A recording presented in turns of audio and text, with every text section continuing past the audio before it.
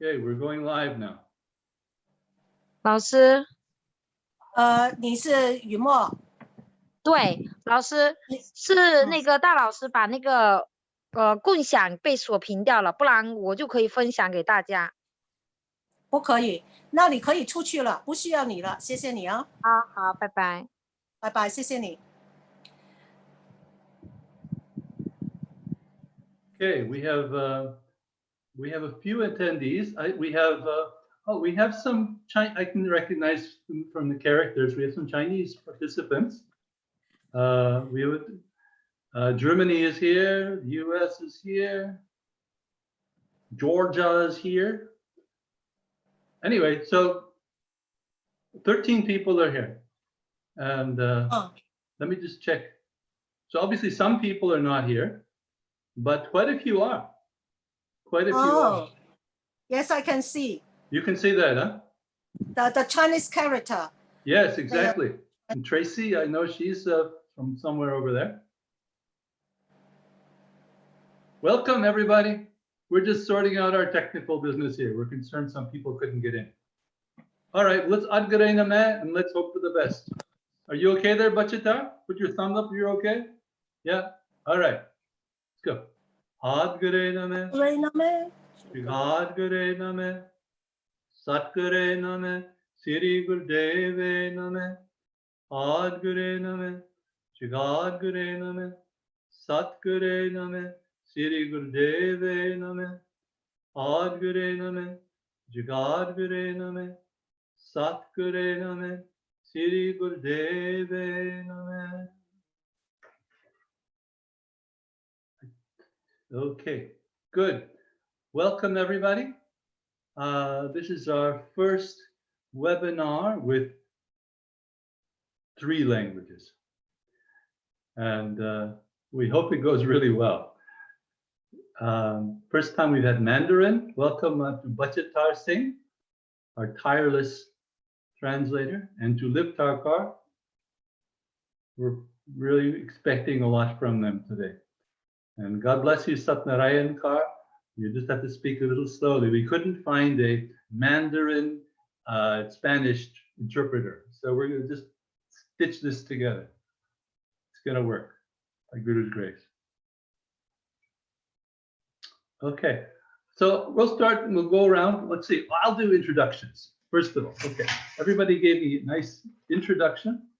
I'm going to go Narayan Kar first. So she is from Argentina, in a very beautiful part of Argentina. I did my research. Very nice, in the mountains, in the south. And she is a Kundalini yoga instructor, according to the teachings of Yogi Bhajan. She currently teaches and spreads those teachings. And she says her husband is just doing a teacher training next door right now. She manages the... sorry, Guru Fatah Singh. The Chinese translation is not clear. Audible? It's not audible? It's hard to hear? And the sound is interrupted. Not clear. They cannot hear.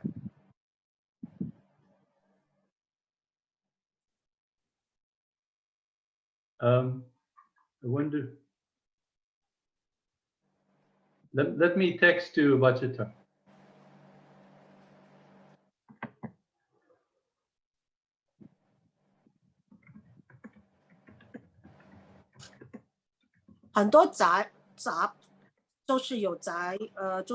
lots of interruptions of the Chinese translation.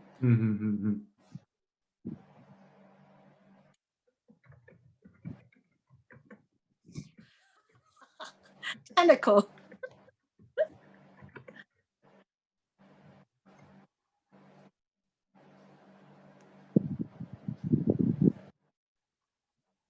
现在好一点，你可以大声一点吗？回翔，不好意思，大声一点，然后有很多杂音。Angad, are you speaking with Bachita? Are Are you speaking with the participants? Lots of noises. Uh-huh. Can Bachitar hear you? And can you hear Bachitar? 现在好一点所以呢，你大声一点就可以了大声一点，慢一点就可以了。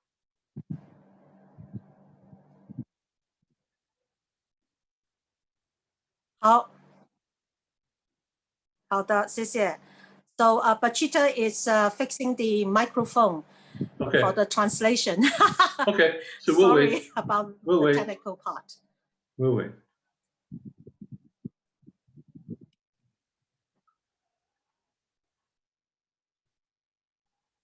How's the weather in Argentina, where you are?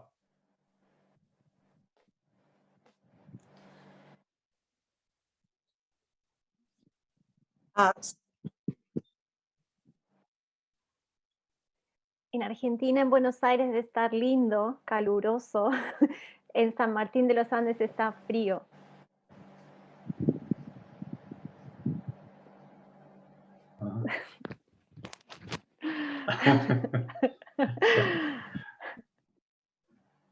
Little like Canada.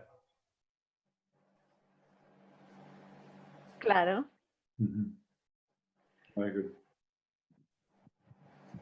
My next door neighbor, he's from Argentina. He just came after COVID. He was stuck in Argentina. He comes, spends half year here, half year there in Buenos Aires, and he just came back. He's very happy to be back.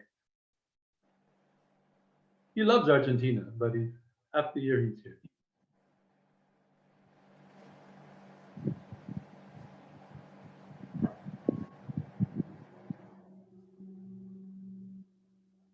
Angad, how is the weather in Shanghai? Oh, I'm now in Hong Kong, actually. You're in Hong Kong, so okay. In Hong Kong. Okay. It's the best season now. It's cool, not cool, but just warm, sunny, and dry. Oh, nice, good. Thank you.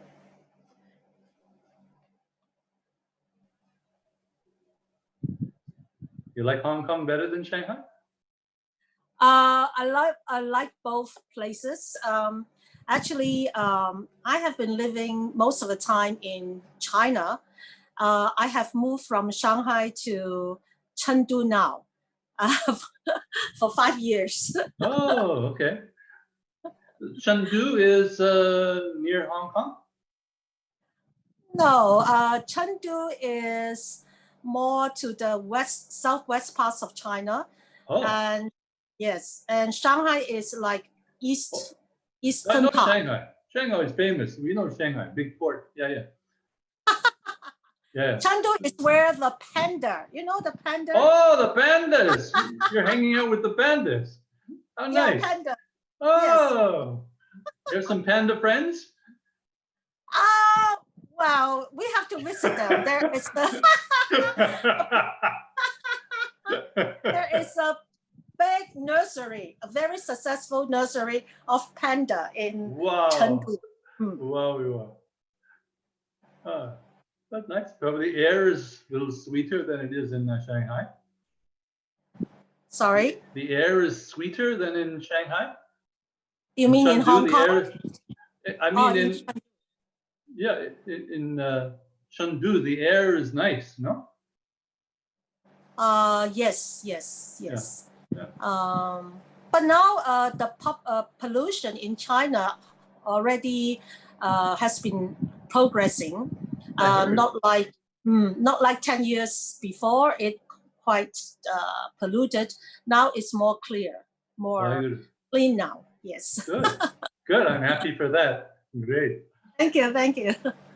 Good. Yeah, you know, India is a little more like the US. Everybody likes to do their own thing. The government cannot control everybody, and their pollution is going up, like China was 10 years ago, and worse maybe. Yes. Now the Chinese government is very strict on the air pollution, project. Yeah. So I think within the next 10 years or 15 years, there is a big target that we have to have very clean air. Mm-hmm.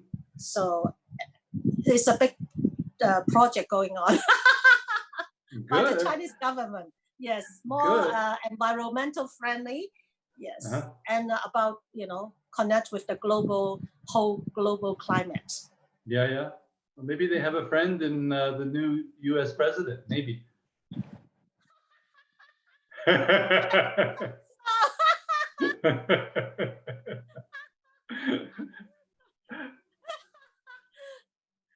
Well, I don't know. Lots of Americans think that Donald Trump Digo, is a con good friend Argentina van a of reírse con los presidentes Chinese. acá. Ganan.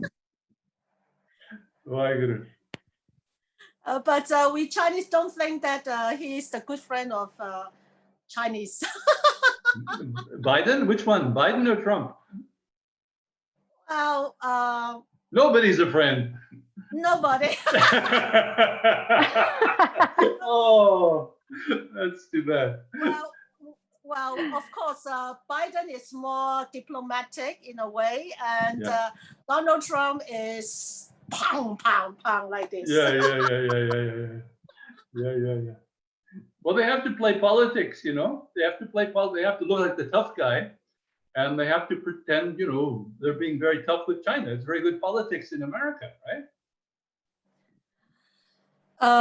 Well, I don't know about the politics, but anything that they broadcast on the news about China, not true, you know, because I have been living in China for the last 15 years, and I have seen the development of China.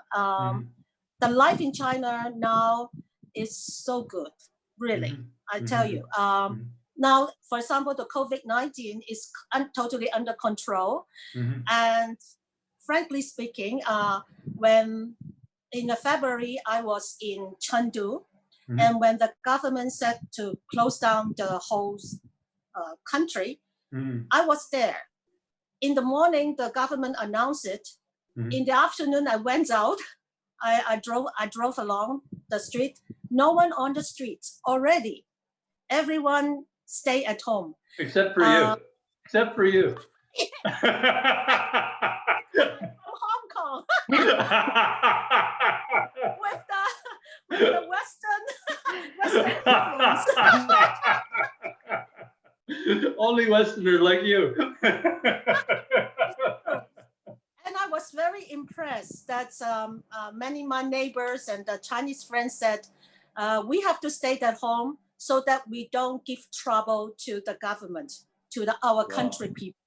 Wow. Really, this is what we call the group consciousness, right? Yeah, very good.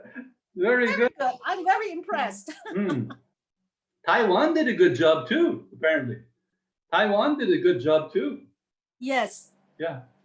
Outside of China, people are saying that the countries with a woman president or prime minister, they're doing best. Finland, Taiwan, New Zealand, Germany also, they're doing a good job. But some of the other countries not doing so good. Canada is okay, right? Canada's still fine. Kind of okay. Kind of. But right now it's going bad. Actually, right now it's going bad too. Yeah. To our experience, the best way is very simple. Everyone wear mask and everyone stayed at home. Yeah. Really, that is the best way to keep distance and keep it down. Yeah. China is very successful doing this, and Taiwan, and also all these new countries that you have mentioned. Yeah. But I got it. Yeah. Group consciousness. Where's our the other guy from? We're missing Djuma. Djuma was with us yesterday. We did a test, and now he seems to have disappeared. Let's see. I'm going to email him. He's very late.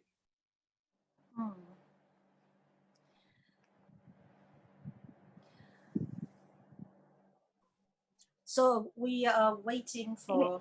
¿En qué parte de Canadá vive? ¿En Vancouver?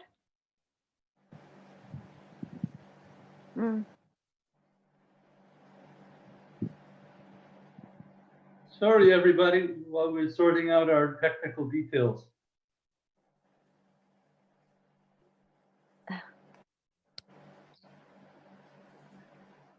I knew this would be ambitious, but I hoped it would work. Hoped it will work soon.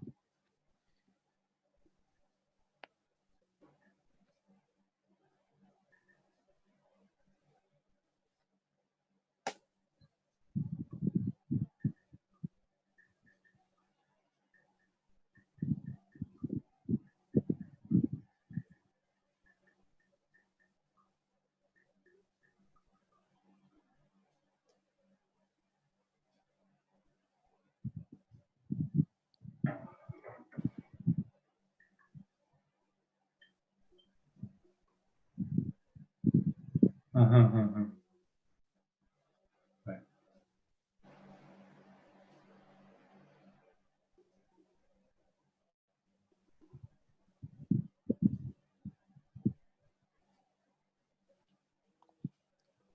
It's such a big world and so many languages. I was just talking with somebody in Africa, in West Africa, I think in Togo, and his main language is French.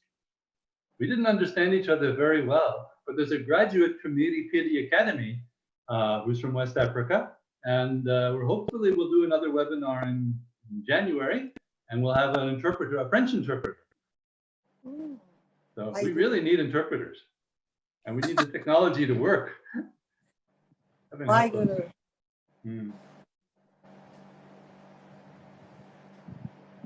Or we all just learn Punjabi. Yogi wanted us all to learn Punjabi, and we could all speak together, no problem. Not easy, Punjabi. It's not that hard.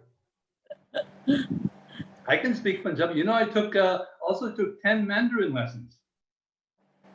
Yeah, so you know, I was a few months ago. I don't remember much, but Bhajan how?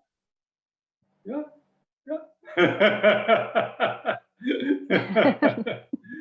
Wa Canada Ren? Wa Canada Ren? 我是我是加拿大人。我是 Canada Ren. So I can learn Mandarin, you can learn Punjabi. Why not? Yeah. True.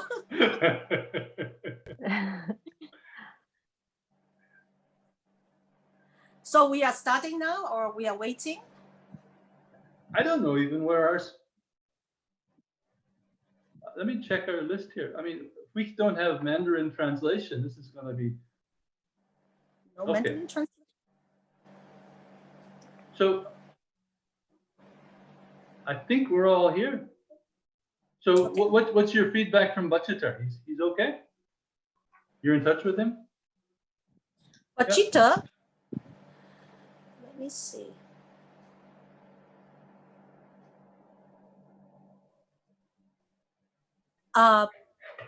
Bachita, 你好吗? Hello? He's giving thumbs up. Okay. How ma? Or how have? How means good, right? So he's giving the thumbs up sign. He's okay. How is the audio? Are people giving you feedback? How is the audio is good now? Waheguru. How? Everybody, Mandarin word of the day, how? All right, great. How? So I'm going to continue then with the introduction. So Narayan Kaur is in. 中文好像有点卡，他们说。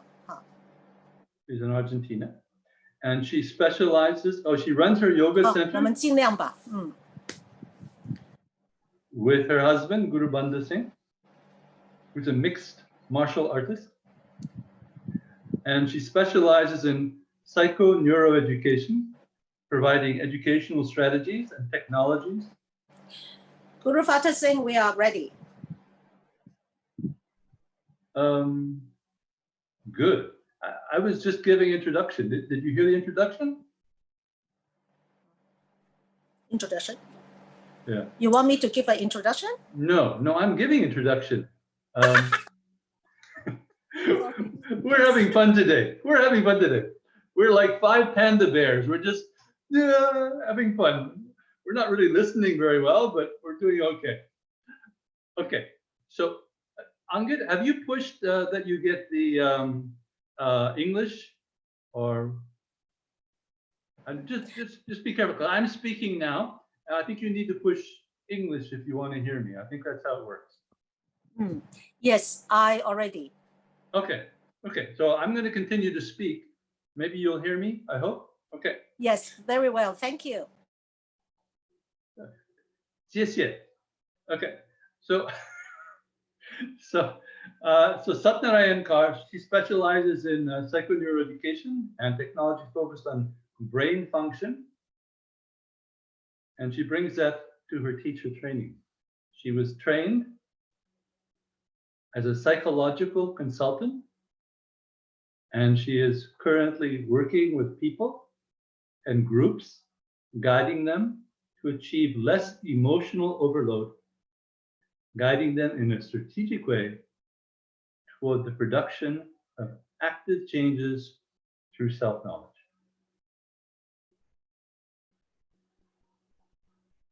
So welcome, Satnarayan Kaur. And I will give introduction now to Angad Kaur.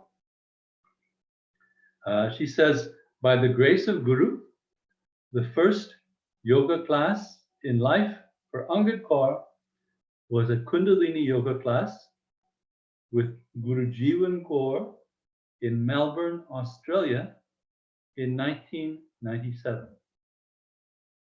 She graduated from level 1 teacher training in Toronto with Krishna Kaur and Hari Darshan Singh in 2004 and moved to Shanghai. She wrote to Yogi Bhajan and asked him, should she teach in China? And Yogi Bhajan replied, you are blessed to teach in China. Be steady and slow and teach them cold shower. And she created the first Kundalini Yoga studio in China. If you want to read the story, it's in the Yogi Bhajan biography. She gave me the story and we put it there. So she started teaching with a commitment to open a class even for 1 student. And she invited Sundar Singh, famous teacher trainer from Virginia, and organized workshops and level 1 teacher training with Angad as the professional trainer since then. She has been the main organizer of many teachers' workshops and training in China, including Guru Bhajan Singh's Breath Asia tour at 15 cities with 300 to 500 people per city, the biggest Kundalini Yoga promotion event ever in China. Maybe in the world. It's big. China's big. All right. Have been organizing Chinese group to go to summer solstice every year since 2012 and created a legal Kundalini Yoga Teacher Association in China, which does not represent 3HO, KRI, or IKYTA, but represents the Chinese Kundalini Yoga teachers who love themselves, love their country, and their people. Sounds like a good formula. Welcome, Angad Kaur. Great. So it may just be the 2 of you. Who would like to speak first? Talk about how you came to Kundalini Yoga, aside from what I said. Who would like to speak first? Everybody shy? Can I start? Yes. Of course. Yeah. Okay. Thank you. Hello, everyone. I'm Angad Kaur from China. Basically, I was born in Hong Kong. And up to now, why I'm still on the path of Kundalini Yoga is still an amazing journey for me. To me, it's a lot of miracle happens. In 1997, I was in Melbourne, and at that time I was working for casino, Crown Casino, and taking care of all these high rollers, meaning they don't need to bring any money to the casino, meaning they can have the credit from the casino for over 1 to 2 million Australians, or even more. So I'm offering very personal service, meaning very unique service to coordinate whatever they want. They are the god. And then because of a lot of coordinations, I was very stressful. And I have to use the cell phone all the time. And I have a terrible pain over my head and my neck. So I have no religion and I don't do any sports, not yoga, nothing. My normal life at that time is drinking wine, eating seafood, enjoying myself. But it was so painful. My colleague said, well, why don't you do some yoga? It could help. Then I looked for yoga class near my near my house. And I found a place saying that yoga class somewhere near my home. Then I said, oh, okay. Then I joined the class. That was the Kundalini yoga class. And the first time when I went in, I said, what kinds of yoga is this with the sheepskin? So anyway, I have attended only a few classes, but amazing things happened to me. Just one day, I found vegetables are very tasty, and the wine is not tasty anymore. I feel so sick of the wine. Even the wine costs around 2,000 US, but it made me sick. And the most interesting thing is I have a very strong inner voice. Where is my life? Then right away, I want to quit the job. Wow. So I quit the job and just doing nothing, golfing and taking my dogs out for a walk. I feel I'm so happy. Then I know this is the life I want to live, for the rest of my life, the kinds of life. Then I have a chance to move to Canada, to Toronto. The first thing come to my mind is I have to learn the yoga called Kundalini yoga. And I found the ashram in Toronto. And I remember I went in and then someone talked to me and tell me to join the morning sadhana. 4 o'clock, starting 4 o'clock in the morning. I said, what, 4 o'clock in the morning? They said, you have to try. Okay, every Sunday, if I'm not mistaken, every Sunday. So I drove from Scarborough, half an hour in the morning, starting from 3 o'clock, and then drove all the way to Toronto ashram. Minus 20 degrees with snow on the road. Because I'm a very on-time person, so I drove there earlier. So I wait outside the ashram. And I remember the ashram only opened the door 5 minutes before 4 o'clock. So I hide myself feeling cold in the car and joined the morning sadhana. So the first time I found, I don't know why I'm here chanting something I don't understand, but I feel so peaceful. And I feel so full of energy and feel so full of love.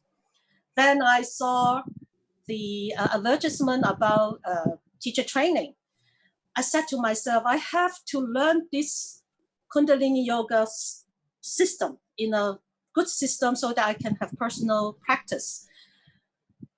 At that time, just by chance, I was flying with Canada, Air Canada. So I called up, and it was my teacher, and I told him, I said, I may not join all the hours because I'm flying all the time. I may not join every Saturday class. Then he say, oh, maybe this is not the right time for you to join teacher training. Very typical Yogi. So, and I said, then after I hang up the phone, I said to myself, I don't want any certificate. I just want to learn Kundalini Yoga. This is yoga, good for me. So then I called up again, and I said, I think I can attend the class. But actually I was lying, you know. But interesting things happen. Just 1 month before the class started, the teacher training, I was on standby, you know, and the company called me. Oh, can you reach airport half an hour? I said no problem. So I reached the airport, get on the plane, and the plane has been on ground for 2 hours. And when I get on the board, everyone was so happy because short of one crew to man the emergency door. So anyway, after the flight, I got a message from the company, and they say, "Oh, you have done a great job. It was a great help for us. Anything we can do for you." Pong! Yes, I have enrolled a teacher training that I have to have a few Saturday and Sunday off. They said, no problem. You can give to us, arrange it. Why, Guru? Finally, I can join the teacher training, complete the teacher training without having 1 day, not attending. So it's really amazing. So that's how I connect with Kundalini Yoga. And frankly speaking, during the teacher training, because I'm not religious or spiritual or whatever, the whole time I just open my mouth. It seemed that I understand and seemed that I don't understand. But I completed it. Waheguru. Yes. Waheguru. Thank you. Wow. That's a great story. Well, yes. That's just the beginning. That's just the beginning. At the beginning. Yeah. Thank great. Thank you for sharing. But Narayan, could you speak a little slowly? Now the translators are really going to go to work.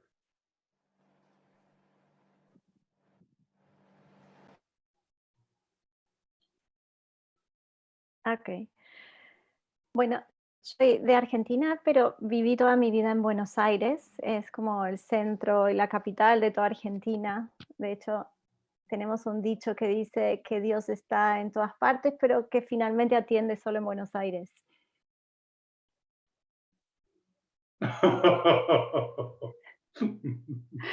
Porque todo circula alrededor de Buenos Aires. Y en 2008 decidimos con mi marido y mi hija venir a vivir a San Martín de los Andes. Bueno, en realidad vinimos el verano anterior y yo no quería venir porque odio el frío. Pero cuando llegué a este lugar me enamoré.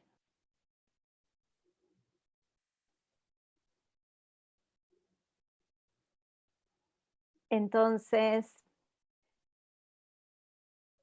Liptar, ¿vos querés hacerme seña cuando empiezo de nuevo? Ok.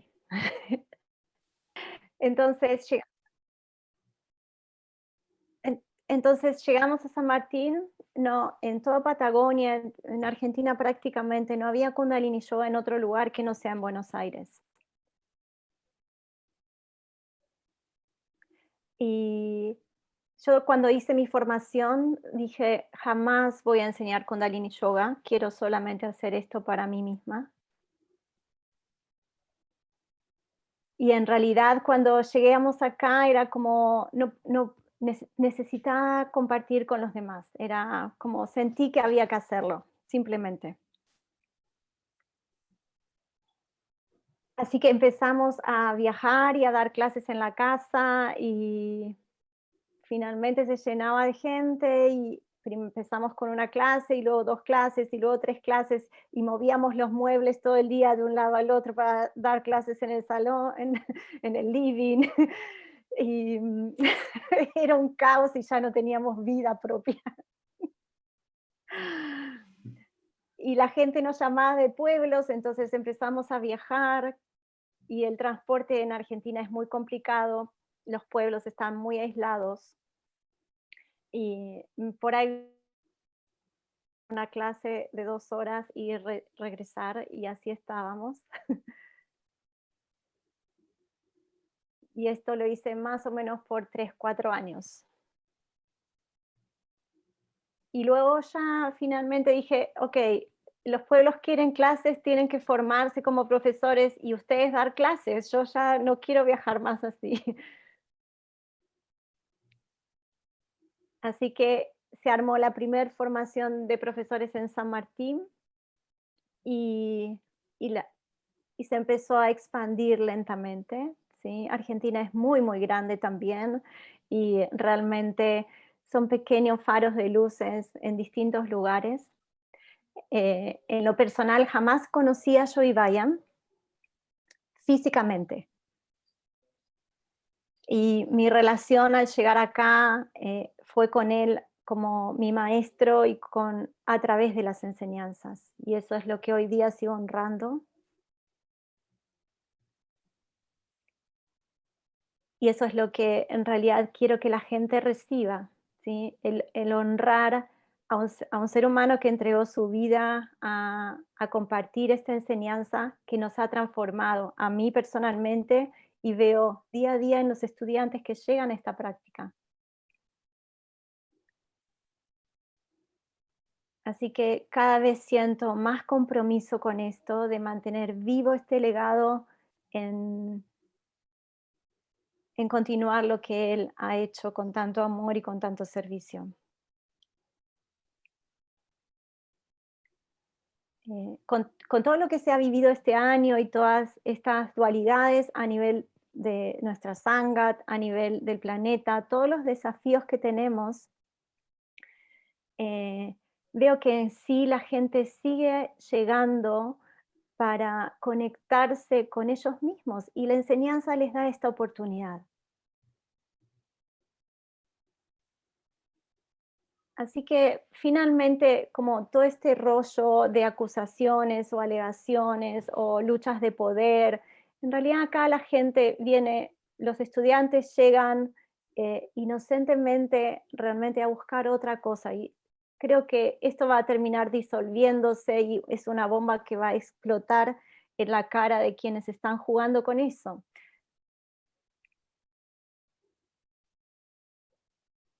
Porque la pureza de la cadena dorada y del legado que el maestro nos dejó, nadie puede como corromper eso. Entonces, las personas llegan con muchísimo amor y terminan su formación finalmente o sus clases con total agradecimiento.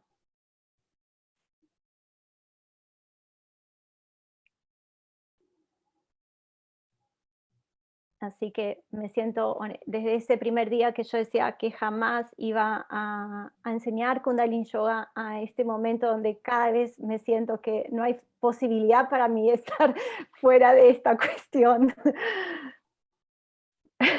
Como, ya no hay chance. Y todo el tiempo me planteo, es como, ya basta, puedo hacer otra cosa. Y no puedo, en realidad ya no puedo hacerlo. I might suggest that you're not teaching Kundalini Yoga. You have come to a place in your life where you are Kundalini Yoga.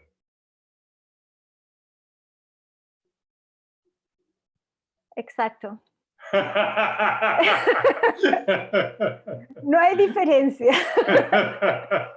Es como, no hay vida personal, no hay plan personal.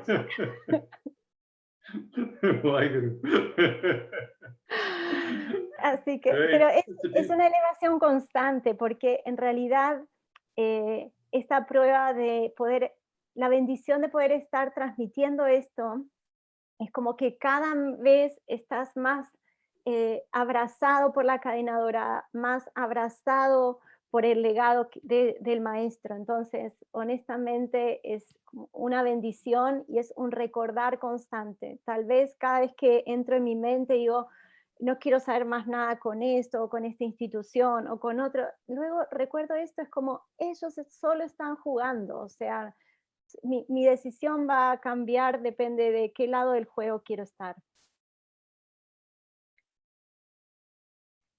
Así que esa es mi experiencia y 12 años. Thank you. Thank you. Gracias. Gracias.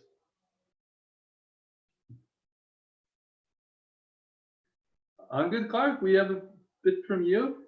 So there is some slander out there. There is some negativity. What's the response been in your part of the world to that communication we're getting?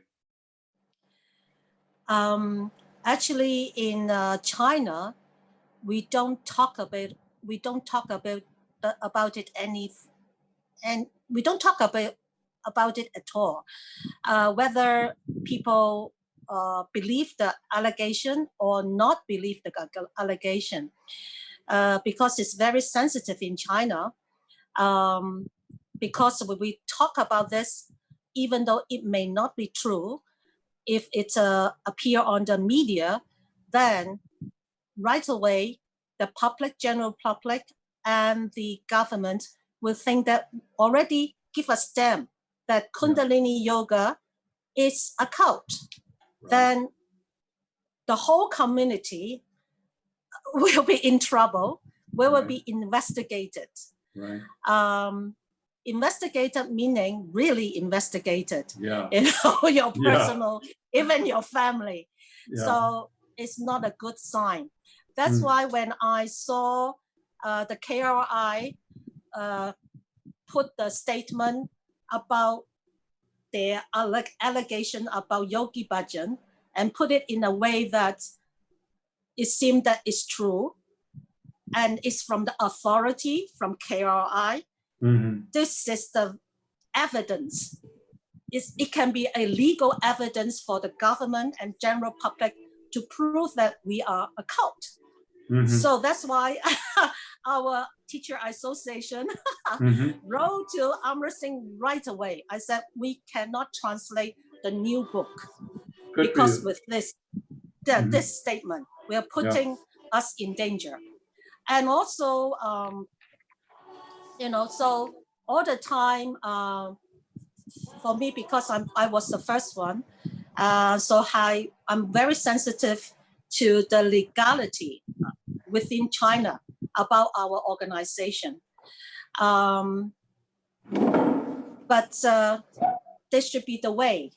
And also, for me personally, I found that the allegation, because I'm very, I always follow the legality. So the allegation report to me personally is a common sense that there is a one-sided. But when I talk to Amrit Singh and he say, this is internal process. But if it is internally, why can't we do it in a subtle way? And also for our tradition, we always respect our teacher, whether he is up to our expectation or not. We will still respect our teacher. We will not talk bad, or slander about our teacher. Especially Kundalini Yoga has been make us feel like we are part of the family, a spiritual family. Mm. The family value in our tradition is we always respect the head of the family, no matter what. You know, and Chinese like to calculate, and we can calculate how much Yogi Bhajan have changed thousands of people's life. How great he has been doing compared with the allegation. You know, to us, this is not a sign of gratefulness that we have been promoting and not the humanity that we are promoting. So, and also for those who have deeply connected with these techniques or science or even Yogi Bhajan, we can feel there is something that we cannot explain called the law of nature, or what we call the golden chain that connect us together and how to say connect with our inner true humanity, what we call Satnam. Without Yogi Bhajan, without the golden chain, what is this? You know? So even though maybe a lot of Chinese teachers, they don't talk about it, maybe they have a little doubt. But I think we, because the tradition for us have a deeper inner connections or connection with the law of nature, that's something that we found that something wrong somewhere, but don't know what. Without Yogi Bhajan. Right. And also China, a lot of spirituality school have been making money, you know, from the Chinese people, promoting supernatural power, and they were very successful in terms of making money, but they are not legal. And we have been very proud to be part of Kundalini Yoga as taught by Yogi Bhajan.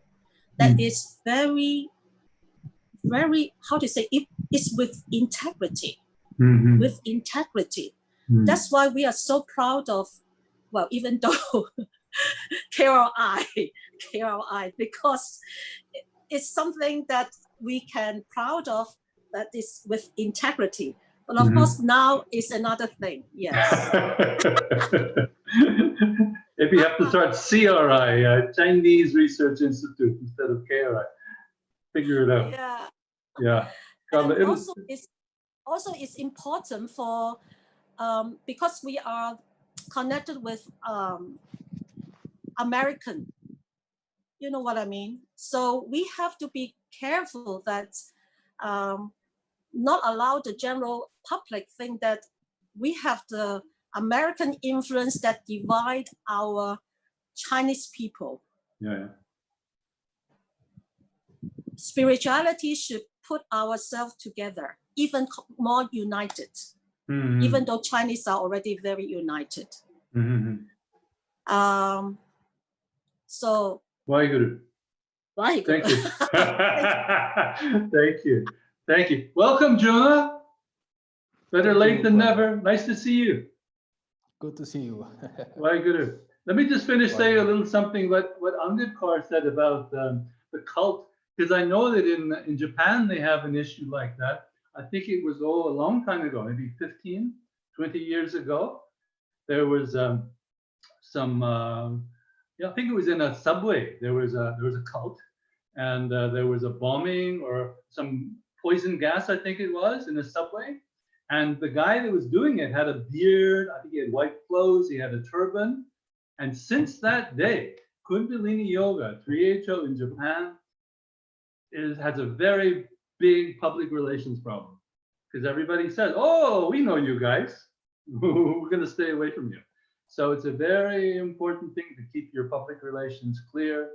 And yeah, it's a very big point. And yeah, of course, Chinese government, you don't fool with the Chinese government. We're just saying when they decide to do something, whether it's COVID or the environment, they do it. And you don't want to be a target of their investigation. No way. So there's a stranger here, but he's not really a stranger. He's just part of our family here. I'm going to read the introduction. Djuma Singh Manerakiza. Yes? Yes, Manerakiza.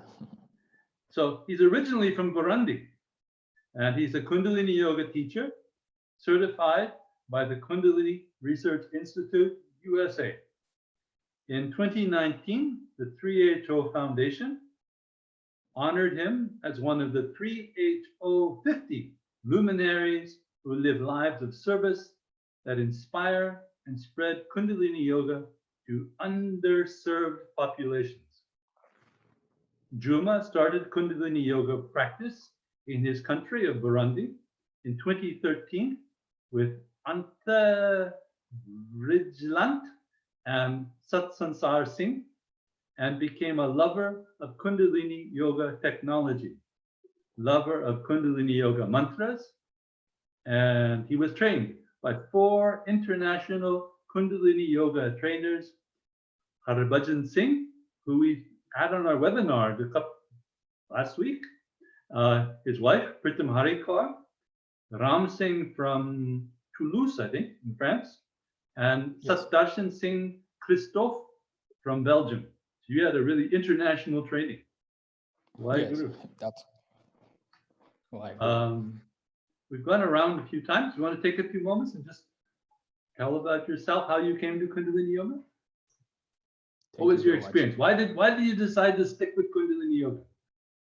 Yes, thank you so much, brother. It's an honor for me to join this meeting today. I really appreciate your effort. Thank you so much. Before I would like to talk about the journey, how I discovered yoga, let's talk a little bit about Burundi. Burundi is a small country located in the central of Africa. I mean, in East regional of Africa. I mean, give the border with Rwanda in the north and east. There is Tanzania, and west there is DRC, Republic Democratic of Congo. So Burundi is known as the poorest country in the world. It's not because people, I mean, Burundian are not really educated or have not got the chance to go to school. It's because of the civil war. I mean, the conflict between Hutu and Tutsis. I was born in 1991 in the north of Bujumbura, Syria. I can say that as Burundi experienced so many dark times, I was born in that situation where people killing each other, the one who pretend to be Hutu killing Tutsi. So that was the shame for us to killing ourselves as Burundian.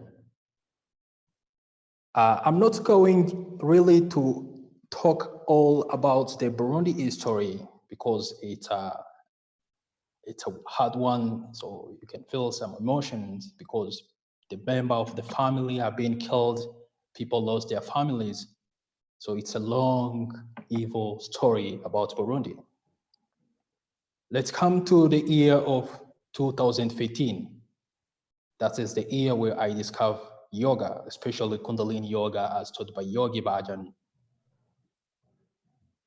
Burundi, in the north of Bujumbura, there is some neighborhoods which affected by the civil war.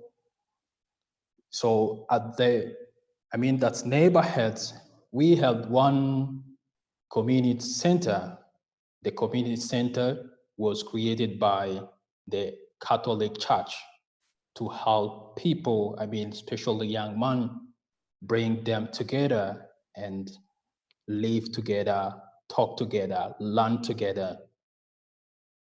I was among the young men who joined the community center because at the community center in the north of Bujumbura, there we go for the research, library, sport activity like football, volleyball, basketball, and also for the language like French, English, Italian, and Spanish. We learn there at community center. The aim of the community center was to bring people together, so they live together. My daily routines, every day, I always go to the community center. So one day I come from school and join directly the community center. I just saw on the whiteboard, it was an old schedule about the activities, the day activities.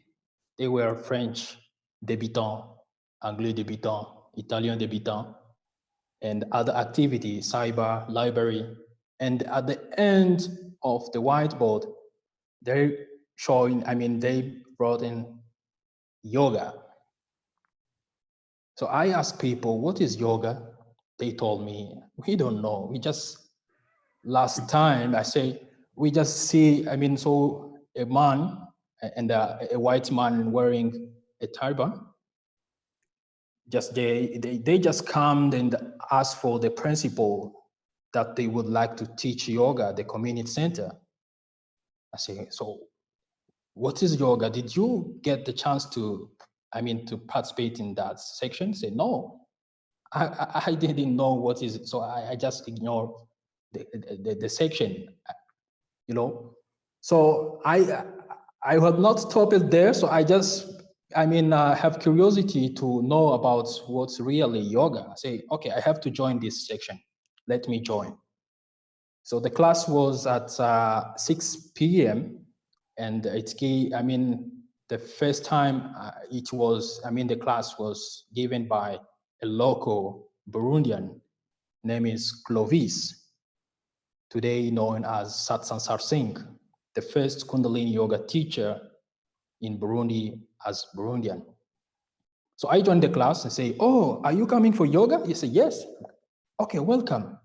So you have to remove your shoes, and this is the big mat, so we are going to work on this mat. Say, okay, no problem. So I was wearing the jeans and a t-shirt, and I saw the teacher is on the feet, the clothes of yoga, I can say that. And the white man was behind wearing the turban. So the white man was Christophe Sadashan Singh. So I was sitting in the mat and looking behind, see, oh, there is a sheikh behind. He's a sheikh. Mentally, say, oh, so I don't know what is yoga. I don't have any idea about yoga. So just waiting and look what is going on. So there are some other students come to the class, and then we start the yoga section. So a local teacher always teach in Kirundi. In the mother tongue, our national language. So you are welcome to Centre Jeune Kamenge, the community center called Centre Jeune Kamenge. Welcome to Centre Jeune Kamenge. So today we have a special section called yoga. So yoga in general means union. So union of body and mind. That is what he said in that's simple, explanation. He said, oh, okay. So in yoga, he said, in yoga, we are not going to do the miracle or jumping like karate or doing. So yoga, we have to do some soft exercises, physical exercises, breathing techniques, and also we're gonna just take the moment to listen to our body, which is meditation. I say, wow, so what is meditation? So we ask, is it meditation? So meditation is only just to listen to your body, relax, and stay calm. And sometimes we chant some music, we call in Sanskrit mantras. So they are vibration sounds, we call in English. Okay. So I was curious, I was there just to see what is really what is yoga. So we start the section, doing all process, follow the instructor, doing some physical exercises, stretching, breathing techniques. I remember the one was the breath of fire with the hands, Oki Mudra. Doing that, fantastic, all, and then a small meditation at the end and go to Savasana and lie on the back, relax. And after the Savasana, when we come up to end the section, I said mentally inside me, say, wow, this was really nice. So I have no idea what is yoga. So I feel myself that, wow, this was fantastic. Really, I feel calm, really relaxed. And then the teacher, closed the section with the mantra. He chant the mantra in Kirundi, which is may the long term sunshine in Kirundi. And then we close the section and say, teacher, I call Clovis teacher. I really enjoy the section and I feel calm. Say, that is the benefit of yoga. So I didn't tell you about the benefit of yoga. So myself, when I teach and people themselves, they discover the benefits of yoga. Not only me to explain. So yoga is help to improve this and this. So when you practice yoga yourself, you discover that this is really the benefits of yoga. So when you treat your body and your mind. I asked the teacher, Clovis, I said, so do you have another class this week? So no, I have only one class a week, but we have another class in the south of Bujumbura where white people, expat people who are working for their organization in Burundi, they always join the class there in the south because the south of Bujumbura was the secure place to live for people from abroad. I say, so what is the schedule of the other classes? So we have every Sunday morning, 9 a.m., a yoga class at Hotel Club du Lac Tanganyika. I say, wow, so is it free as here in community center? I say, no, they pay, but when you come, I will introduce you as my student and then you will access to the class. I say, okay, I will try my best. So since that day, I started practicing yoga, joined the classes.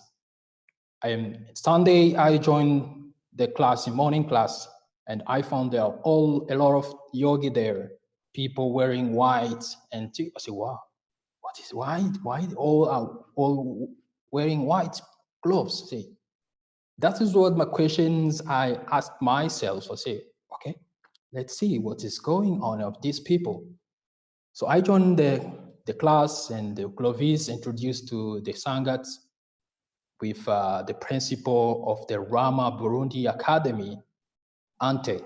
As you can see on the board there, you just introduced to my story. So Ante was a director of the Rama Burundi Academy, the one organization of Kundalini Yoga in Burundi in 2015, coming back to 2012 and 2010. So there, Ante welcomed me and say, okay, you are welcome. What's your name? Say, my name is Djuma. I'm Ante, nice to meet you. Okay, welcome. I joined the section, Ante section, and there was other yogi from different countries who live in Burundi. So especially was some white people who were there just to join the section every Sunday with Ante. So I discovered another yoga section. So there was two sections. One, the Centration Kameng in the community center, and the other in town with Ante, the director of Rama Academy. So my day, I just write in my schedule, say, I will do my yoga practice every Tuesday, Centration Kamenge, and every Sunday at Hotel Club du Lac Tanganyika. So I started with that practice, doing practice, and I discovered that Clovis was the first teacher who give, the server to teach, local people in the north of Bujumbura has volunteered just to introduce the Kundalini Yoga to community center in Centre-Jean Kamenge. And I discovered that Clovis also was trained by Krishna Karu. So the teacher training happened in 2012. Starting joining the class and doing sadhana, love the Aquarian song, doing yoga, and then I become very active to yoga, enjoy the section. People who are just coming and see how chanting mantra say, Djuma, wow, you have a powerful voice. I really liked it. So that was my really experience. And there was some comments, I say people who, live in north of Bujumbura, say, you young man, are you really know what are you following on? Do you know what is yoga? Some people say that yoga is a religion. And so a lot of people in the north of Bujumbura, they always criticizes that yoga is a religion. You as a Muslim, you are not allowed to do yoga because it's another religion. I say, no, I did my practice. Yoga is not a religion. What we do in yoga, I explain to people, we are not, asking to God. No, we are just working for our body and mind. That is yoga. Okay, so you are working your inner peace, your balance, your flexibility, and the way to live with others. So I just ignore some comments of other people and keep up with my practice. That was really how I started yoga. And thanks to, to 3HO organization, they, with the support of the 3HO Foundation, they, they decide to organize the teacher training, the second teacher training with Christophe Sadashan Singh, the one who brought Kundalini Yoga in Burundi. They just want to create local teachers to keep up with the practice and keep up teaching in the other region of Burundi. So I got the chance to get a scholarship with the support of 3HO and the Ram Academy Burundi. So we did our teacher training in 2014 in Burundi. And I became a Kundalini Yoga teacher in 2015.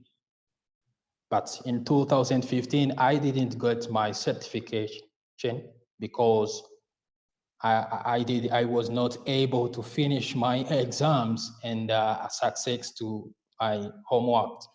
So my certificate was hold on and say, Djuma, you have to finish your homeworks. You have to, to do the best to succeed in this. All we did for the teacher training. I didn't give up. I say, okay, I will do my best. They gave me the 40 days meditation exercises to do, doing some savor and so on. But in 2015, there again happened the political tensions, which forced some people to leave the country and go to exile. So I found myself coming to Rwanda, to exile in Rwanda, where I just left my family home and say, okay, because we have this problem in our north of Bujumbura, the security killing young men who are original from Tutsi's family. So I have to leave my country and join the Rwanda. So I joined Rwanda, and also the Rama Academy Burundi, also the activity stopped because of the political tensions. Other teachers, they also leave the country. Christophe, Ante also, who were not really active at times because of the political tensions in Burundi, some of the teachers, they leave, some of the, people from other countries, they left Burundi because of the political tensions, and then it seems like there is no any more activities in Burundi. So I found myself refugee in Rwanda, and I keep up contacting people who are Kundalini Yogi, and I found that there is another Sangat in Kenya. I contacted my teacher, Pritam Karu from South Africa, and I asked her if I can join the Kundalini Yoga Sangat in Kenya. So they helped me to join the Sangat, then I joined the Kenya Sangat. So I found there some yogis, some Kundalini yogis who are small Sangat there in Kenya, and keep up with my practice in Kenya. And then I finished my exams in Kenya and my all homework, and then I got my certification in 2017. So since 2017, and now I still keep up teaching yoga as you say. Thank you so much. Well, you're gonna keep up, you'll be kept up, right? Thank you. Thank you for sharing that. It's beautiful. Wow. Well, we have the interesting stories, we have interesting countries going through a lot. Everybody's going through a lot. And those of you who know the story of the Rwandan genocide, and it's spilled over, Burundi is also part of that phenomenon. It is a major, major event. My parents came from Nazi Germany. They had concentration camps. In Argentina, you had the disappeared, right? You had a whole generation that was politically, people were being disappeared. China, oh my God, it's such a big ongoing revolution, I would say, in so many ways. The history with the Second World War, the creation of the revolution, the cultural revolution, and now economic revolution. A lot of people displaced, right? Many people used to live in villages and towns in China. They're not in their hometown anymore. So a lot of displacement, a lot of stress, a lot of stuff going on, a lot of opportunities for Kundalini Yoga. And of course, there are prejudices too. I think in Argentina, people might say, well, if you're a good Catholic, you don't do yoga. Catholics don't do yoga. Or perhaps in a secular country, officially secular, they say, well, if you're a good communist, you don't do the yoga, it's spiritual stuff. You don't do that. And of course, as a Muslim, you get that as well. Does anybody want to speak along those lines?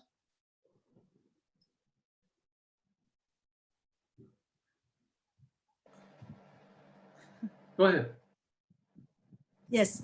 Well, actually, in China, there are 5 religions that's legally allowed. There is Buddhism, Muslim, Taoism, what else? Catholic and Protestant. Yes. Or Christianity. So 5 religions are allowed to practice openly in China. But because spirituality is human that have been looking forward to or longing for. And so when I started Kundalini Yoga in China 15 years ago, there are lots of people want to go for spirituality, but they go in a sideway, that's what we call. They go for supernatural power. So that's why, and the reason why people, join the spirituality group, because they want to have a quick, just like McDonald's, quick fix. So I'm so blessed that we are on this path, that Yogi Bhajan really selflessly offer all these techniques to us. And it's so effective. Right away, they can feel, or we can feel ourselves, and very practical. One thing the Yogi Bhajan's teaching really appealing to Chinese is prosperity. Yeah, we know about that. Prosperity, Mm-hmm. really. And also Yogi Bhajan is a successful businessman. So even now, the so-called spiritual community, a lot of people still have the split personality. They say, oh, should I be an earthy person or should I be a spiritual person? You know, so they are splitting. But Yogi Bhajan already tell us right on the spot, right from the very beginning, from the Master Touch book, that this is a split personality. We can be together. We are already spiritual. We can just be ourselves, being spiritual, being conscious in our daily life. So we are one. So this is businessman. You can be a conscious businessman, even you are a spiritual person at the same time. So this is a perfect teaching for us, and very practical. Yes. Waheguru. Yeah, it's very practical. You're right. Narayan, what's your experience there? Are the Catholics giving you any difficulty there? What's your situation? Argentina es un país donde a la gente que viene de afuera, Europa, por ejemplo, hay muchos holandeses o ingleses viviendo, sobre todo acá en San Martín de los Andes, les encanta, porque es un país donde cada uno hace lo que realmente se le da la gana. Entonces, eso es el problema en Latinoamérica, ¿no? Es como Argentina es un reflejo de donde no hay disciplina, no hay orden, no importa dónde se estacionan, no hay reglas, y bueno, y la corrupción es muy grande, no es tanto el problema a nivel un sistema comunista, sino que realmente es lo opuesto a eso, es que es justamente, me encanta escucharlos porque es justamente la polaridad de lo que sucede tal vez en China, es no hay reglas, o las hay, pero nadie las conoce y nadie las aplica, desde el gobierno hasta la sociedad, ¿no? Y me incluyo. Entonces la gente viene de afuera y esto es como el paraíso de que puedo hacer lo que se me da la gana, puedo subir al tren, no pagar, nadie me va a decir nada. Me acuerdo que un suizo que vino a vivir a Argentina, yo decía, ¿por qué estás viviendo acá? Es como que, no, por lo menos en lo personal siempre veía a Suiza como el lugar en el mundo, con orden, con reglas, con una sociedad que funciona. Y Argentina es, bueno, es esto, ¿no? Tal vez la gente ama estar acá justamente porque no hay reglas aplicables, pero sí lidiamos con la corrupción más que con la religión.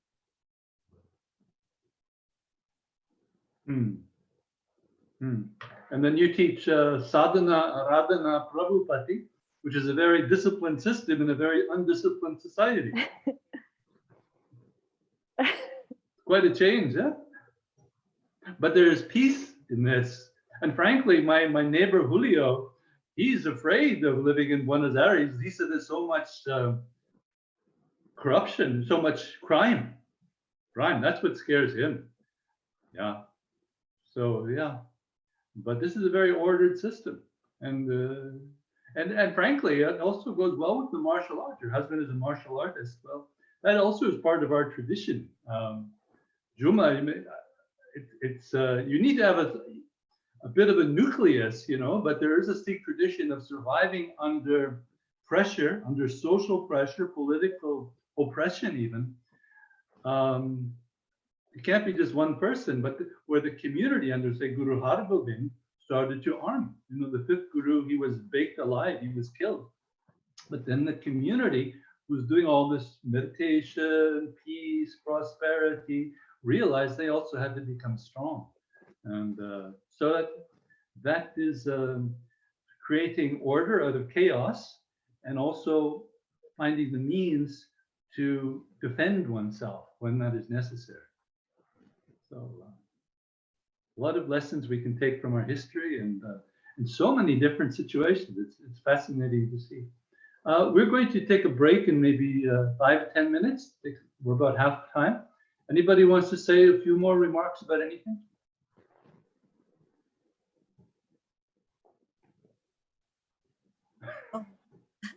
I say, Yeah. I would like to thank really Guru Fatah Singh for offer such a beautiful opportunity for all of us to share our stories together. Like without this webinar, we're not hear the story from Djuma Singh, and also the Yes. Narayan cars from Argentina and from Africa. Really, really, thank you so much. And from you. Oh, for me also. From everyone. Without this webinar, we never can contact with our family members from all other parts of the world. So thank you so much. Well, for years, my attitude has been, your story is Yogi Bhajan's story. And he gave me the job to write his story. And I looked at it and I said, really, the student's story is the master's story also. Your success is his success. Yeah, right? I mean, and if you had been a failure, nobody would even know you did Kundalini Yoga, and it would be nothing. But because you were a success, it is a reflection on his success. And I knew enough because I spoke with Krishna Kaur, I'd spoken with Pritam Harikor and with Bhajan Singh in South Africa. I knew about their success. And so I said, let's bring these stories out and let's hear it. And I'm, I'm also blessed. I'm a little bit sneaky, 3, 4, 5, even 20 years ago, I was asking people for stories, and I got a few stories. But now in these webinars, I'm getting stories people are telling directly that I didn't get before. So I'm getting more stories, and we'll make the biography of Yogi Bhajan even bigger. So I'm very blessed also. We're all very blessed. It's called synergy. How do you say synergy in Mandarin? How do you say that, synergy? 能量. Yeah. How do you say it in Burundi? What's the word for synergy in your home language? Is a Kuyumva. Kuyumva. Yes. Yeah. Great. Yes. And in Spanish, there must be, how do you say it in Spanish? Yeah, how do you say synergy?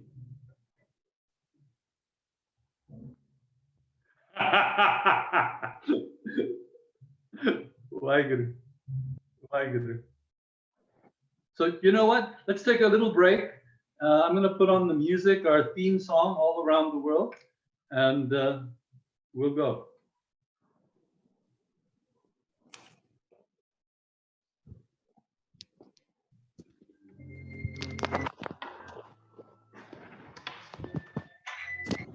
Five minutes. Brothers and sisters all around the world, cling to each other. The chain is His word, and they're bound for the world. The young of today, the one of the good. This life they pray, and we're all around the world. All around the world. The word of the blue. All around. Brothers and sisters all around the world, singing together, a voice to be heard, and our soul has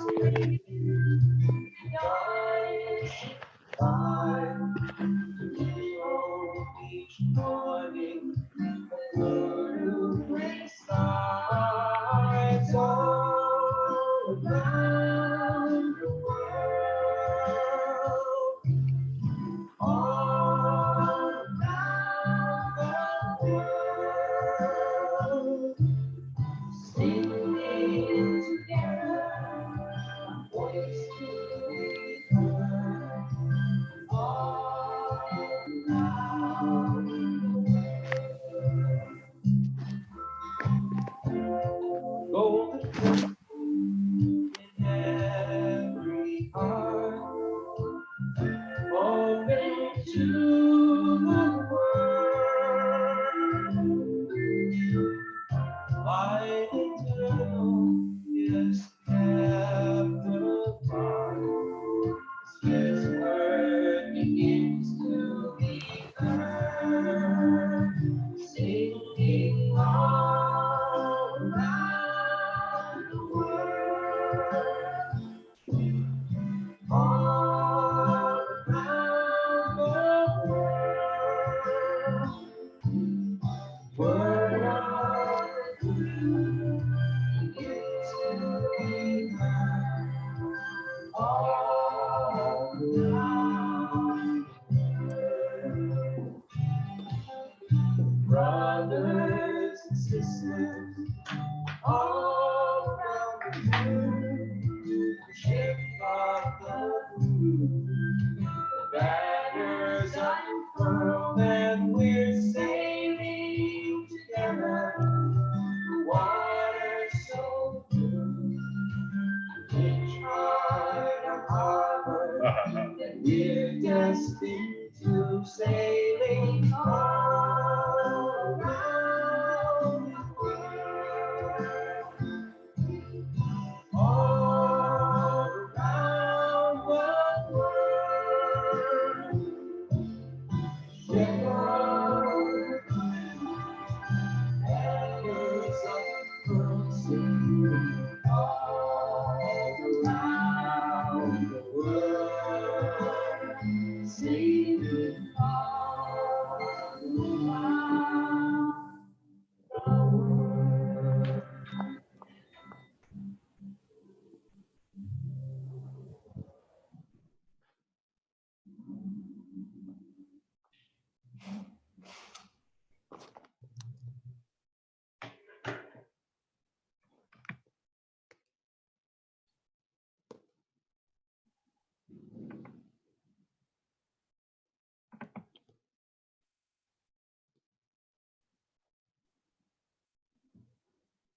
Djuma, you know we've had Yes, a brother. request. Can you read the chats there? So you see the chats on your computer there? Somebody wants to hear. I want to hear too. If you can sing "Long Time Son" in your language, can you do that? Sorry? Can you sing the "Long Time Son"? Maybe not right now at this moment, but can you sing it in your language? Your native Yes. language? Yes. Is it a different tune or is it the same tune than we usually do? A little bit same. Nice. Good. Good. Okay. So we just tried with a local students. We did a translation from the Made a Long Time Sunshine in English, then we translate into Kirundi. So it will Made a Long Time Sunshine upon you is igihe kirekire izuba ryamaho ribamurikira mu gihe cyose mukikujwe n'urukundo rwose umucyo w'ukuri ube muri mwebwe. So I can chant now as so is igihe kirekire izuba ryamaho ribamurikira mukikujwe n'urukundo rwose umucyo w'ukuri uri muri mwebwe ubamurikire mu nzira yanyu. Yeah, that's one that made a long time sunshine. That's very sweet. Wow, wow, wow. And in Mandarin, you sing "Long Time Son" too, but differently, right? Yes, we do. I can How does that go? broadcast. Yeah, okay. Can you sing? Let's see. Yes. Can you hear? Yeah.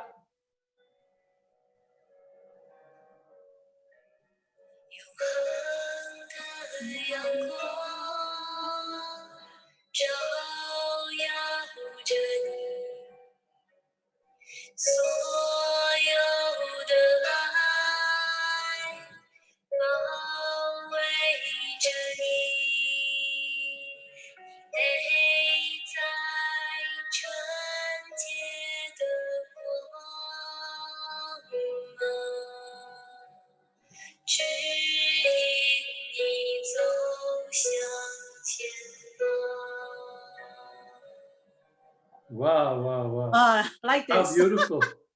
How beautiful. Very beautiful. Yes. Yeah, I'm Thank you. familiar with the Spanish because Mirabai Saiba does that in Spanish, right? Waheguru. It's funny, we had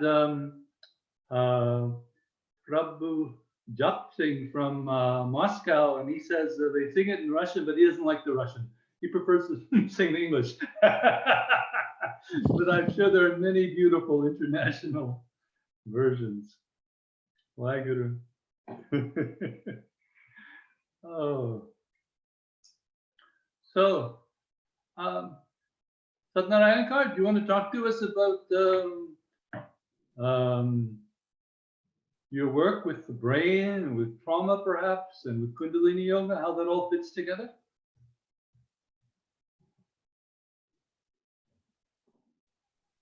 Satnarayan Kaurji. With T-R-A-U-M-A. Trauma.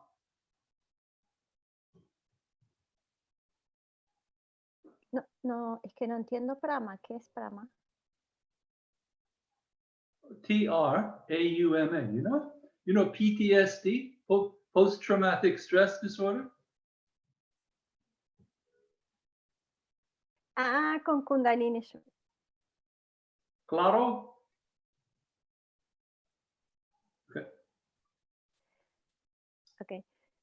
Sí, en realidad las personas vienen más que nada desde el Kundalini Yoga y luego a la consulta. No estoy haciendo el camino inverso ahora.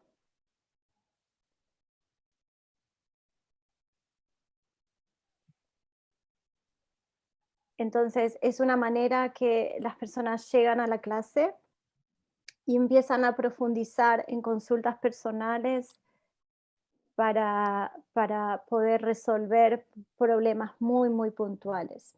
El consejero espiritual, el consejero en realidad trabaja diferente que el psicólogo tradicional. Se trabaja puntualmente un tema a resolver y nada más que eso.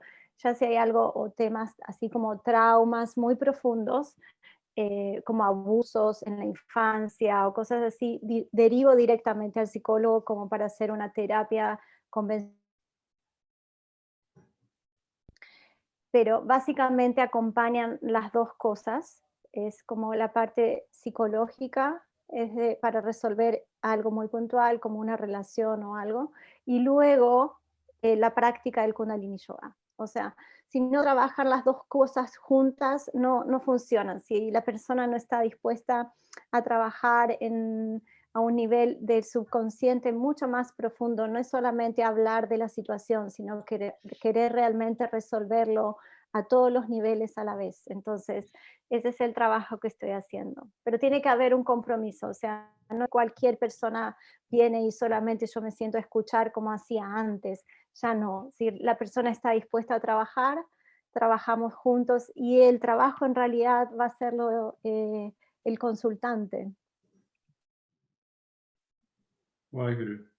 And the body holds trauma. The body holds trauma. So there are limitations to just talking to them.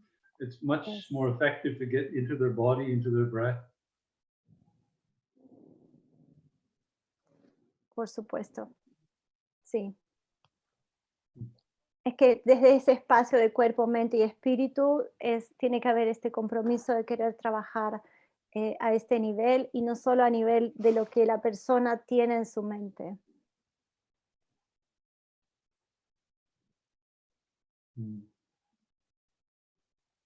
So your clients are very fortunate because this is new, this is cutting edge psychotherapy. I'm very fortunate. I have a very hardworking and smart student, and she did her PhD program on Kundalini Yoga for PTSD. She did a very big cohort. She had 80 people do a program for 6 weeks, I think it was. And then she published 3 scientific papers from it, plus she got her PhD. But what we found was in doing the background research about it was that there's a shift happening in trauma treatment, whereas an old school was either give them drugs or give them talk therapy. Now the new school, the best understanding, the best therapy is integrative and is very much in the body. And Kundalini Yoga is highly effective in that, we found. We change people's lives through that. So your students are very lucky. Your clients are very lucky. Good. Thank you. Djuma, I have a question for you, and maybe for the others of you as well. I have a student, she's originally from Hungary. So she grew up in communism, very smart woman. She met an Ecuadorian here, fell in love, and moved to Ecuador with him. And so she does Kundalini Yoga there. And she says her experience is that Kundalini Yoga in Ecuador is taught for the rich. That it is basically, it's a class-based thing. The poor people don't get Kundalini Yoga because the teacher training is too expensive, and the classes are expensive, and the places where they happen, you know, ordinary working people, farmers cannot afford it. But Djuma, I think your class was free. And yes. so it's interesting because Yogiji always said, you know, you should come with something for your class. But I understand, especially if you're in trauma, let's say you're a refugee and you have nothing anyway, it can be difficult. Can you want to address this issue? Is there in Rwanda too, you basically said there were two classes, right? In Burundi, there was the class for the native people there, and then there's a class for the expats who have the money, right? You want to talk a little bit about the difference and the conflict, if there's a conflict? Talk to us about that.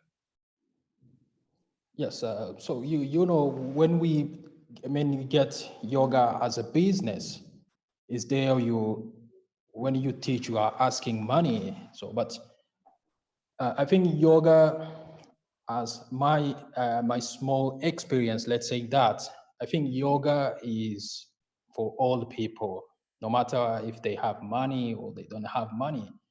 So in the community center, because everything was free in Burundi, everything was free. Learning any skills was free. So that was just to encourage young men to get so many, skills and to understand the world, what is going on. So to give, to ask people to pay for yoga class, some people they do that. So you cannot reach the class without paying something. I can see even here in Rwanda. So in Burundi, there was two classes. The one for the community center was free, and the other in the south, for the expats was, the expats pay the money because they have job, they're working, but the local people and the students, they didn't pay even if they reach they joined the expat class. So in Burundi, the section was fine and cool. And even I see a lot of, yoga studio, even here in Rwanda, because we have only one yoga studio. And some other teacher who are giving private classes.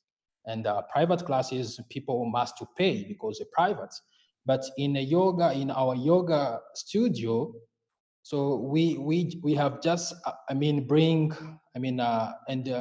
the is like a way to ask people, but we are not asking them money. We say donation based. So the people, they give what they can afford. So normally, if you don't have money, you are welcome to join the section. And if you have something, you have to say, okay, this is a gratitude, thanks, just to say thank for the class.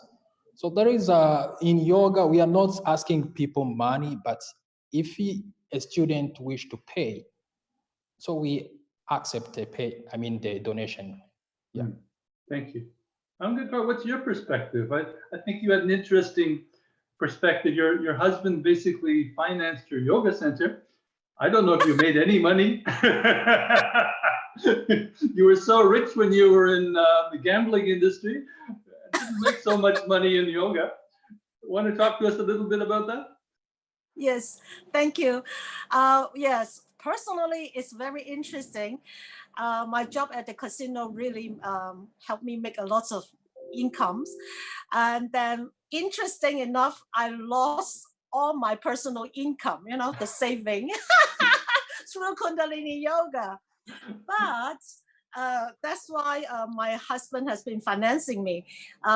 Actually, the first yoga center in Shanghai I established, actually I rented my husband's business property. And when I told him that, he said, "Are you crazy? Even Hatha yoga cannot make money. You're what, Kundalini yoga?" And he asked me to write write a business proposal. You know, business proposal, very simple. Well, I think 10 people per day, 30 days, you know, can pay the rents.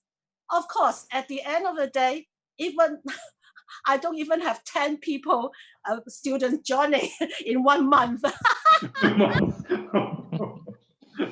So I rented his property for 5 years, but can never pay the rent. But interesting enough, I started the class. I promised to Yogi Bhajan, I promised to myself, I open class even for one.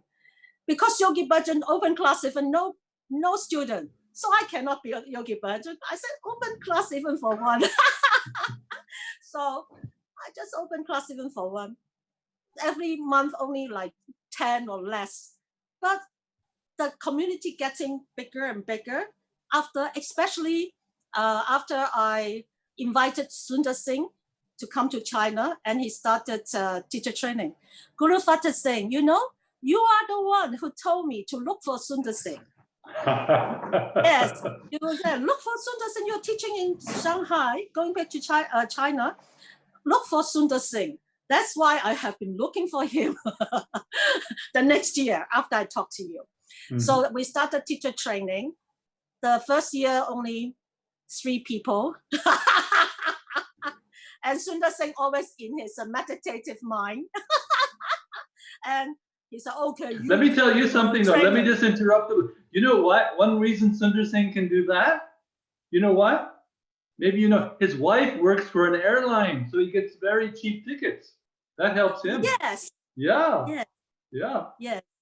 So that's why, really, I, you know, all the pioneer like you, Guru Fatah Singh, and all like Sundar Singh, all everyone, Guru Bhajan, everyone, the pioneer, everyone sacrifice, you know, or have to give, to contribute.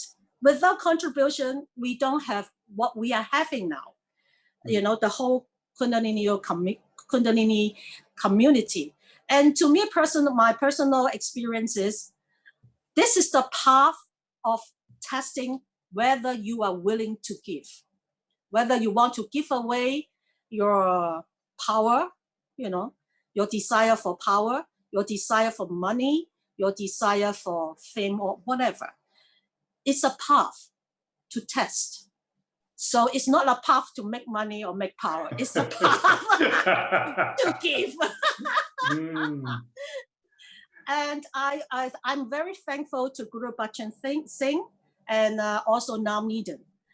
Both of them are the one who introduced Safer Project for China, especially Guru Bhajan. He said he wants to have a tour in 15 all the cities in China, but I can only manage 15. And it's a definition for him. He come each city only like 2 days. The second day has to have a Safer Project. So he will go with the local teacher to serve the Safer Project. In China, it's very interesting. The first time when I heard about Safer Project, I said, can you tell me what is Safer Project? Can you give me an example? So he said, like when he do in South America, they will serve food. You know, the teacher in South America, they will serve food for the homeless. Then I scratched my head. It seemed to me there's no homeless in China. really, no Yeah. homeless, no beggar. Because once the beggar on the streets or homeless, the police will take them to the police station and send them back to their hometown, you know. So that's no homeless. So we are thinking, oh, what kinds of savers shall we do? And also he said, like going to the prison. Wow, to the prison, we have to have, you know, something very big, you know. You have to convince the government to believe you, to let you go in. So then somehow Guru's guidance, we go for the easiest way for us to do safer. I mean, I shouldn't say that. It's quite sad to say that. It's the children, the autistic children. To our surprise, through this safer project, we found that there are so many autistic children in China. Wow. Even in a very small town, the government already built school for autistic children. Wow. Or some children have, I don't know, mentally, you know. So, but Kundalini Yoga can help them. Because autistic children, they are very sensitive to music. So we are so touched and we're so happy that can introduce something to them through Kundalini Yoga, like chanting mantra. They don't look into our eyes, you know, the autistic children. But when we start the music, they all look at us and we do the celestial communication and they will follow. They will follow. And also when they have emotion, we put the music, mantra music, they will stop. They are quiet. And we teach the parents and also the teacher. They are all under stress. Breathing. And we teach them that the autistic children, they are not abnormal. They are normal children, but with different frequency. So we teach them to breathe with the child. And when the parents learn to breathe with the child they found the child is very peaceful, very interesting. It's amazing. Why, Guru? So you found your saver project. That's excellent. I know there's a lot of autistic children everywhere. They're being born, and the scientists, they don't know why. They really don't know why. But those autistic children, they make us pause, you know, and think and just be present. Yes, and also we have the children that the general public reckon as abnormal, and especially are from the village. The government encourage people to adopt them because their parents don't want them, and just send them to the police station. So the government will give reward to any parents any people who adopt these children, give them money, you know, like a few $100s. And we found a village. How come we first said, this teacher, the local teacher said, how come this village have so many this so-called abnormal children? And found out this is the case. So the local teacher in Xi'an, you know, the Xi'an where the terracotta soldier is. The Xi'an teacher went to this village once in a while, regularly, to give them the celestial communication.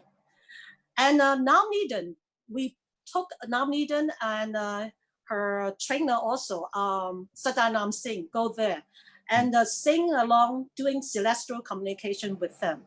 Right. And Nam Niden was the very first one who went into the woman's prison to give the prisoner and also the officer, the prison officer yoga, Kundalini yoga class, the first foreign. And also I have joined them, the local teacher, to join them, go to the young prisoner, the under 18 years old. You know, I was invited as one of the guests to give them a lecture. The other people will say, oh, you have made a mistake, you know, forget about your mistake and does this. For me, from Kundalini Yoga, nothing.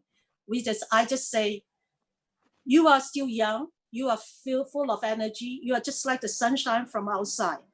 Let's shine together. Let's do Sat Kriya, you know, let's do this. Follow me. And so I said, no. Wow, all the young men, oh, so powerful, you know. And the officers love us, you know. They said, wow. And then, why, Guru? You know, this is amazing. And I'm thinking, the Kundalini Yoga can change people's consciousness quickly. And the prison officer told us, actually, when the young prisoner, especially when they leave the prison, the officer said, don't look back, because they don't want them to come back. But for sure, after a while, they come back. So I'm telling the officer, and they found that, wow, it's so effective, you know. And I said, maybe we can teach them Kundalini Yoga, you know, so that can change their consciousness. Now, for some reason, I talked to Amrit Singh. Amrit Singh said something like this, but I think it's right also. He said, they have to pay their karma. They have to pay their karma. Yeah, because I thought maybe we can create a teacher training in the prison, you know, teach the officer teacher training and then let them teach the prisoner, something like that. But he say something like, they have to pay their karma. Maybe it's a different thing. I don't understand. But for some reason, at the end, it's the officer joined the class more than the prisoner. Oh, great. Oh, great. Because you know why? Because most of them, they're under stress. Of course. And one officer take care of 50 prisoner. So a lot of them are very emotional, and they just keep the emotion inside themselves. And when they go back home, they release the emotion without knowing this, and it's harmful for them. So at the end, it becomes the yoga class for the officers more. Why good? You know, there's I'm trying to remember exactly. There is a program, or there was a few years ago, I think it's still there, in UK, where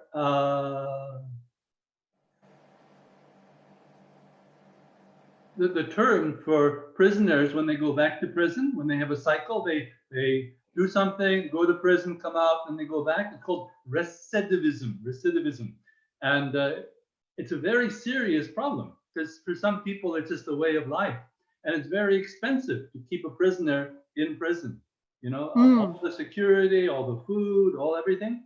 So it's much better, you know, the taxes go down if you can have less prisoners. God bless America; they have more prisoners than everybody. But so there's a town or a city. I'm trying to remember the details. Where the government is. I don't recall the exact details, but the government is getting invested in programs to keep people out of prison, because they realize if we invest money in this program, our taxes can go down because our expenses go down. We don't need so many prisons, don't need so many police. And so Kundalini Yoga is a program like that. It can help stop the recidivism, right? You're changing people's character. We're changing the thinking, we're changing the metabolism, and we're changing also how they relate to each other, because we're also developing a group consciousness. And you bet that one of the big problems here in Canada, but also I think everywhere, is social isolation. Especially when you were talking about the homeless person. They used to live in a village, everybody knows everybody, but then you come to the city to get a job, to get education, to get advanced, then you have your social connections are much less. They're much more casual, not deep roots. And so that creates anxiety, creates depression. in the US, especially in Canada, there's a lot of drug use to try and find peace of mind. Good luck, right? But we know with Kundalini Yoga, we have a physical and a mental methodology, and also we have the possibility of creating community, which all helps keep people out of jail. And also, actually, that's something that we try to carry on. I know it's a long way to go. And Namnidan is very great. You know, she act, you know, in KRI, the requirement for certification for new teachers, they need to complete teaching 20 classes. But instead of teaching, Namnidan make a rule that the 20 classes, they have created the Safer Project. They're teaching, that's a special group that they can fund within their community. And of course, the first year started, we have a lot of challenges because the student, according to the student, said, oh, our country take care of everything. We don't need to. But we say, you know, try to find any safer project that you can create to help the underprivileged or special group. And it was so successful. The new teachers in our team, they have to complete 20 classes and write the curriculum, how they are going to teach, why they are teaching this group. And that is the requirement for the certification, you know.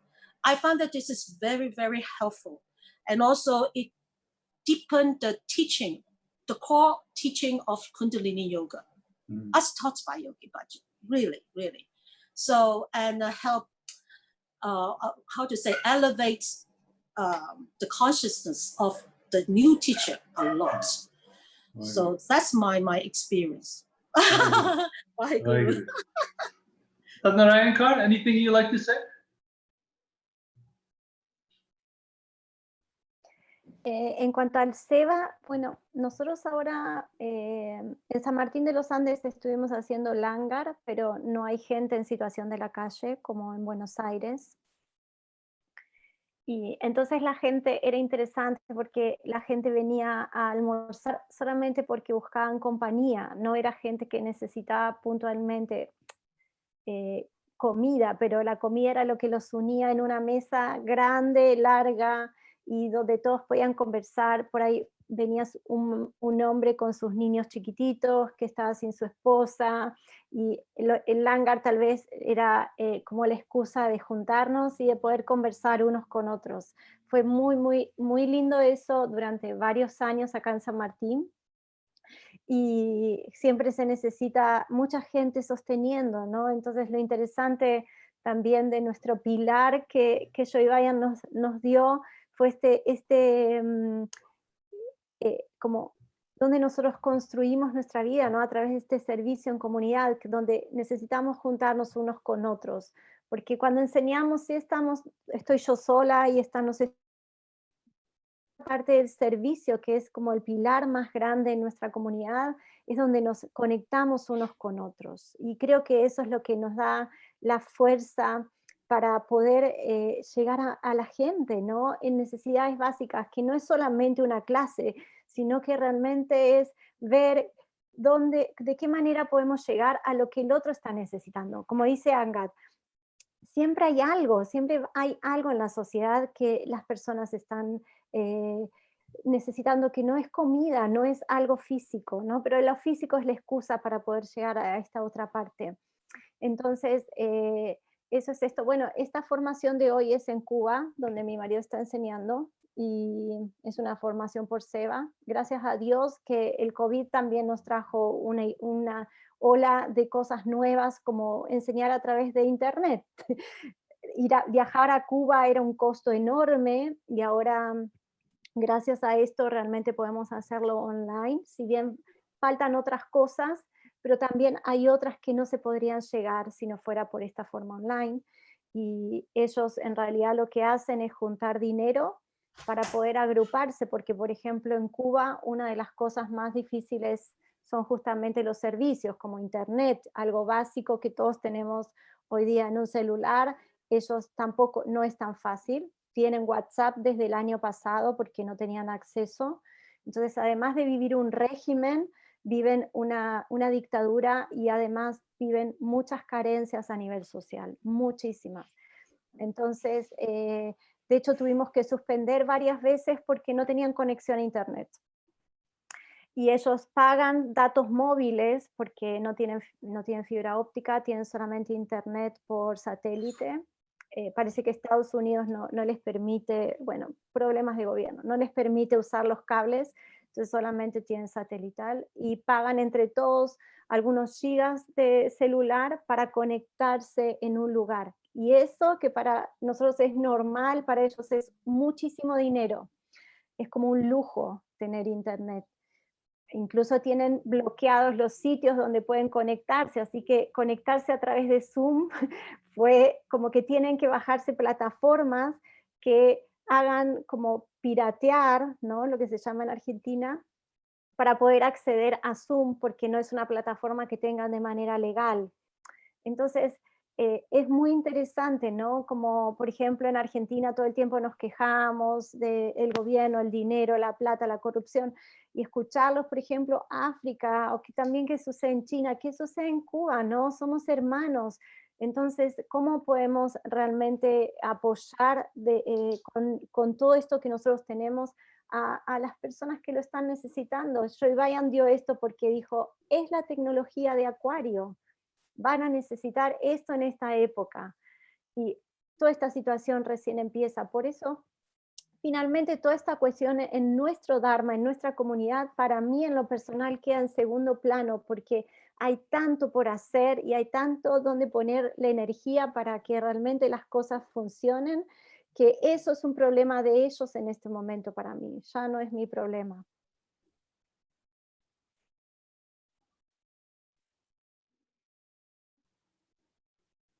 Yeah, I agree. Djuma, I Yes, think brother. you have a Seva project, don't you? You're doing some fundraising for something. Talk to us. Yes, I just trying to raise money for my small idea of creating, start a small cafe, a small restaurant in Rwanda, just to support my activities in Rwanda and to maintain my, to live here in Rwanda. So I started the fundraise campaign now is about 4 months since, yes, June, it's about 4 months. So I'm trying to raise money to support, found the capital to start a small restaurant. And because I did my teacher training in culinary arts, cuisine. So I would like to do something small and see what will happen and see if something will gonna be okay in Rwanda. So because as a refugee, it's not easy to live here. So even jobs are not they are not open. There are so many jobs are not open to refugees because of some organization or some employers that didn't give the opportunity to refugee to get a job. So I was thinking just to create my own job and see what will happen, because I'm not someone who have this, despair. So I have a courage and I will do something. I get my culinary arts training and I hope everything will be okay. Yeah, thank you, brother. Who would your customers be? Who would you be targeting as a customer base? Sorry? Who would you be cooking for? Who do you think? Who is your target market? Yeah, so I will. I will. We have a local. Will be the restaurant for local food. So it will be for local people in the popular neighborhoods in Kigali. So we have some small cities which people they are doing small businesses. There are some business streets. There are some bikers, so people who are doing small, so they don't have a time to go. Eat at home. So they need to find a place where they can eat at lunchtime and even evening when they go back home. So my target is for those small people in this popular neighborhoods, and yeah, it's a small thing, a small restaurant, and will be the local cuisine. It's not international. Yeah. Very good. Good. Hope that goes well for you. Great. There's always opportunity for help there, and also training, because once you have a restaurant, then you need help, and a chef needs an assistant chef, and so there's lots to learn. There was a time when we had lots of Kundalini yoga restaurants. Now those were not local cuisine; those were very specialized cuisine, but there were a lot of them, and I worked in one. Funny, we had one restaurant in Ottawa. It was a vegetarian restaurant. In 1974, I was there. Ottawa is our capital city, and I think in 1974 in Ottawa, there were maybe 50 vegetarians in the whole city. So you can imagine with 50 vegetarians, our restaurant did not last very long. But maybe if we had local cuisine, you know, had hot dogs and hamburgers or something, we could make it go. But Yeah, there were not sure. enough vegetarians. But the times have changed, you know. I don't know how it is in Kigali, but oh my God, in Toronto, there's so many vegetarian restaurants. Or even, you know, 50 years ago, if I said I'm vegetarian, people look at you like you're crazy. They don't know what you're talking about. But now everybody, they ask, are you vegetarian or vegan or lacto-vegetarian or pesco-vegetarian, you know? So people's literacy has advanced. And of course, it's different everywhere. But this is a big, you know, metropolitan city, a lot of, you know, cutting edge culture, we say. Even Kundalini yoga. Kundalini in Canada, you know that first it comes to, you know, these new ideas, new lifestyles, new trends come to the big cities first, Toronto, always in the west coast of Canada, very advanced, also in the US, California, British Columbia, and then slowly it comes to Ottawa, and then the smaller towns. The smaller towns are maybe 20 years behind. But that's just how it goes. And I've never been to Africa. God only knows. I imagine the big cities, they're more plugged into global trends and things will come there first. But you have to make a living. You can't be having a vegetarian restaurant in Kigali if people are not ready for it in 2020 or 2021. You have to be mindful, very sensitive to the local needs. Good luck. So God bless normally you. normally the local dish, I mean, small, I mean, the people who have normally life, they eat, they are vegetarian because they eat some, they eat some local foods. I mean, the potatoes, beans, rice.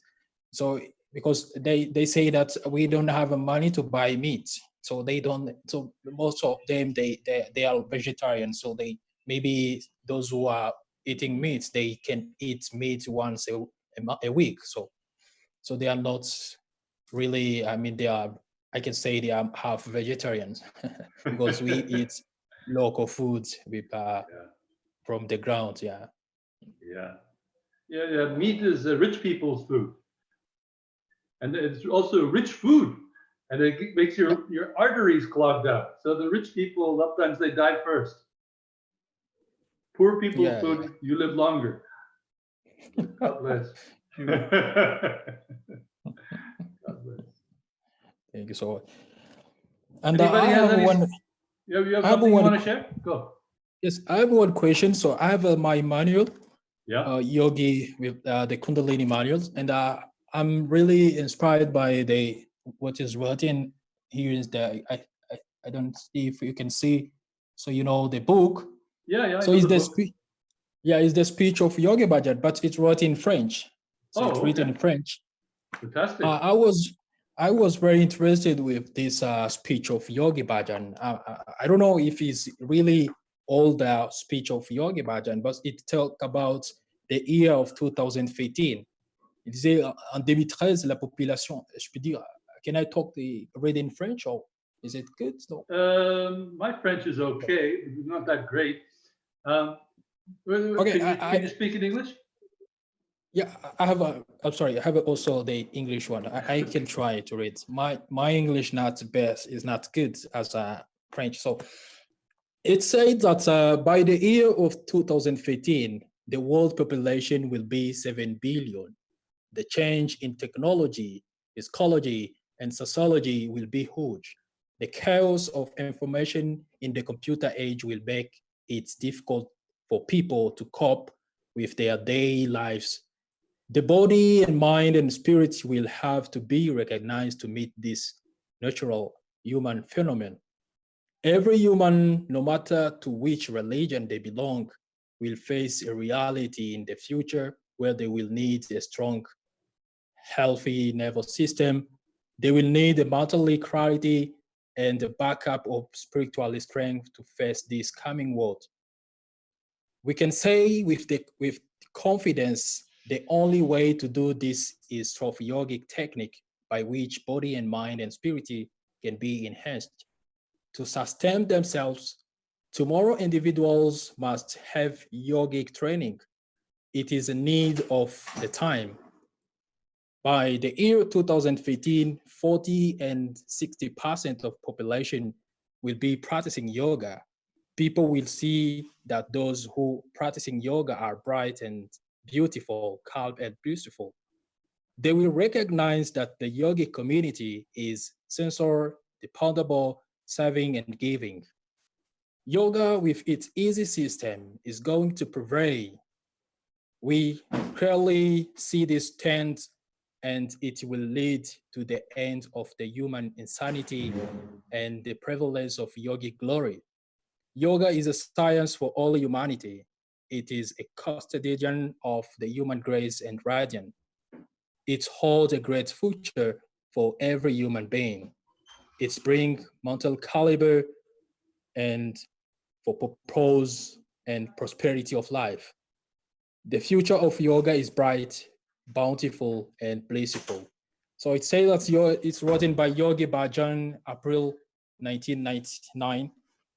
So I was very inspired about this speech. So when I finish I say when I'm teaching my Kundalini yoga class, and I always read this speech in French, and the people, they really said, this is really what people need in this world. So, and even when I got this book on my teacher training, always read this like a slam in French, because I get this all in French and I memorize it, and I can talk to people when they are resting into Savasana. I talk like a slam, and the people, they enjoy the speech of Yogi Bhajan, and they really see what is really Kundalini yoga, or what is really yoga in this life we are living, this Good. world. Good. Thank you so much. It's good that you're sharing Yogi Bhajan's quote with people. I'll tell you something though, and I speak as an outsider from KRI, because I have no status with KRI. I'm an intern. I'm very, very low. But that's their problem. That's what I say. It's not my problem. That's their problem. But what I want to say is that one thing I share on my own webpage. I have a webpage with a few articles. And my thinking is that if we want to convey, if we want to bring forward the spirit of Yogi Bhajan, teachings of Yogi Bhajan, the caliber of Yogi Bhajan, we have to learn to speak in class. We have to learn to speak from our heart and speak in a very powerful way. And that, I don't think, is part of KR. In English, we call it elocution, the art of public speaking. And that is missing from the KRI program, to my knowledge. So I will heartily suggest that you cultivate that. Read Yogi Bhajan, read, but also meditate so that same spirit comes through you and you can spontaneously channel that inspiration in your class. I remember when I left home when I was 16. I had a big difference in outlook from my parents. Plus, I just felt pulled away. I got pulled away. And so I hitchhiked, and it was safe. I hitchhiked a few thousand miles to Vancouver, and I was looking for something different. And I read a bit of Buddhism. Anyway, there's a YMCA, and there was a sign there. It said, once a week, we go and we listen to the tapes. Back then we had tapes, right? We would listen to the recordings of this spiritual master. I'm not going to mention their name. Very famous, many books. And I said to myself, I'm never going to go to an organization where they play recordings of a spiritual master, dead or alive. If that master is any kind of master at all, they should teach their students to speak alive, that the Holy Spirit channeled through them rather than having recordings, you know. And so that I still strongly feel that. And I know some people like to play recordings of Yogi Bhajan and Gurdwara and here and there, but they, you know, that's, you know, we do a sadhana here. We had our group sadhana today, and I have a rule. We don't play any recordings. We're going to have music, we make the music ourselves. You know, yes. Recordings are good for history, good for records, for keeping, you know, what happened. We're recording this. Tomorrow somebody can listen to us. But you know, there's a word in English we call the Holy Spirit, the Great Spirit. You know, in First Nations language, they call it the Great Spirit, the Holy Spirit. It means there's inspiration. It's the spirit of the infinite. And it can channel through everybody. In Gurbani, it says, Jisanit kokoe na jane, nam japet chal kunta mane. It says, that nobody, that person that nobody recognizes, that useless person, if they do their meditation, if they do their sadhana, if they chant, if they do their japa, if they do their work, inner work, everybody will listen to them and they will be recognized. But you've got to do your inner work, and you can't, a gurmukh, there's a word gurmukh in the words of Guru Nanak. Gurmukh means as the face of the Guru, shines, you know? And yeah. But also it means the Guru's mouth. And so you don't put in your mouth what the Guru wouldn't eat or drink or smoke. I mean, if you're living in a very polluted city, everybody's smoking, even the babies are smoking. I'm being silly, but also be very mindful what comes out. Do your sadhana and learn to speak as the Guru speaks. We say Guru Darshan, the vision of the Guru. It means also to see with the Guru's eyes. Yeah, and when you have Guru's Darshan, you also speak with the Guru's words. That's one reason we like to do a Kandapa, you know, reading from Japji. And eventually, if you read enough from Japji and from other, you know, spiritual writings, even read the Quran, read the Bible, read the Tao Te Ching, Buddha China, read their beautiful spiritual heritage. If you read it enough, it's called a japa. And from the japa comes ajapa. It means that spontaneously that same beautiful inspiration comes out of you. That's very important. And in every language. In every language. Thank you so much, brother. Waheguru. Waheguru. It's a very precious time. You know, this is going to be recorded. I guarantee in 100 years, people are going to be going through these recordings to know what's going on. So we have about 35 more minutes. We don't have a musician today. I tried, but we're going to sing our own Longtime Son. Maybe we'll sing it in a couple of languages, maybe 3 languages. But that we can do. But what do you want to share with history? What do you want to share with the world? The world is, so many people in so many countries are accessing these even now. I give it to you, 3 of you. You're our presenters. What do you want to present? What do you want to share? Go ahead, Angad. Thank you. You know, the allegation, Yogi Bhajan's allegation, to me, my humble opinion, is part of the evolution of the whole organization. And it's the Shakti path for the whole group. And it's nothing about what Yogi Bhajan has done. It's more like this incident, it take out whatever the unresolved issue inside each one of us. and also consolidate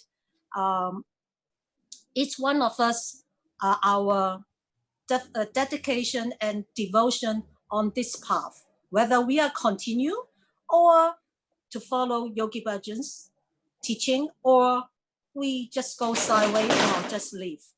So that is the, sorry about my dog.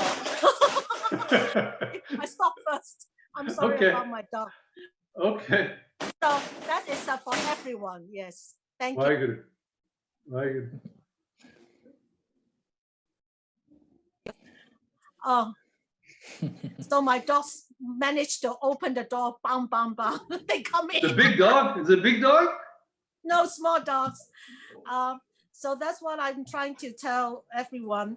And I have heard about some crisis like 10 or 11 years ago about the 5 business genius that trained by Yogi Bhajan try to take away the money. I'm so sorry, my dog. And then, but it split the community. At that time, I think it's the New Mexico, but put them united again and go forward in a new path. This time also, it's like split the whole global community. And to me, it will come up with a union, just like all of us here. I'm so blessed that we are in the gratitude group, that we recognize that we have still a big group of people who want to continue with Yogi Bhajan's teaching. We still connected with Yogi Bhajan, and with respect and with our gratitude towards his teachings. So for China, I don't speak for the others, but at least there is one person called Angad Kaur will carry on with all the teaching as taught by Yogi Bhajan and promote Yogi Bhajan. Why good? Bole so nihal, sat sri akal. Anybody else? Solo para completar la idea de Angad, que me parece excelente, que en realidad nosotros estamos sirviendo a estas enseñanzas, pero sobre todo Yogi Bhajan nos dejó algo que es dónde postrar nuestra cabeza, que es al gurú, a algo mucho más grande que nosotros. Y finalmente este camino de Kundalini Yoga nos lleva como a encontrar esa devoción a través de poder postrarnos y entregar nuestra cabeza para que nuestro corazón pueda servir. Ese finalmente es todo el trabajo. O sea, Kundalini Yoga es toda la transformación y la técnica o toda la tecnología que nosotros necesitamos para poder soltar, limpiar y finalmente entender que estamos sirviendo a algo mucho más grande que nosotros, el gurú en este caso. Entonces, realmente por eso es que antes dije, no voy a seguir poniendo energía en juegos que esta gente quiere jugar, ¿no? 3HO ya están sacando Yogi Bhajan, y no es que yo ponga Yogi Bhajan en el lugar del gurú, porque él ni siquiera nunca hizo eso. El punto es que si yo desde mí misma no puedo honrar a la persona quien entregó su vida para eso, soy una farsante, toda mi vida sería una mentira. O una ladrona también, ¿no? Como muchas veces siento, digo, estoy utilizando las enseñanzas a través de alguien que entregó su vida a eso, y si yo no nombro de quién viene esto, estoy robando el trabajo de otro. Entonces, eso es como algo en lo que yo estoy, el camino que me he trazado, que es continuar con eso, y no voy a, como dije, poner energía en lo que esta gente traición o su propia dualidad o mentalidad, ¿no? Hay mucho por hacer y mucho por todavía caminos por abrir que no tienen que ver con eso. Entonces, es la dualidad de este momento en el planeta Tierra.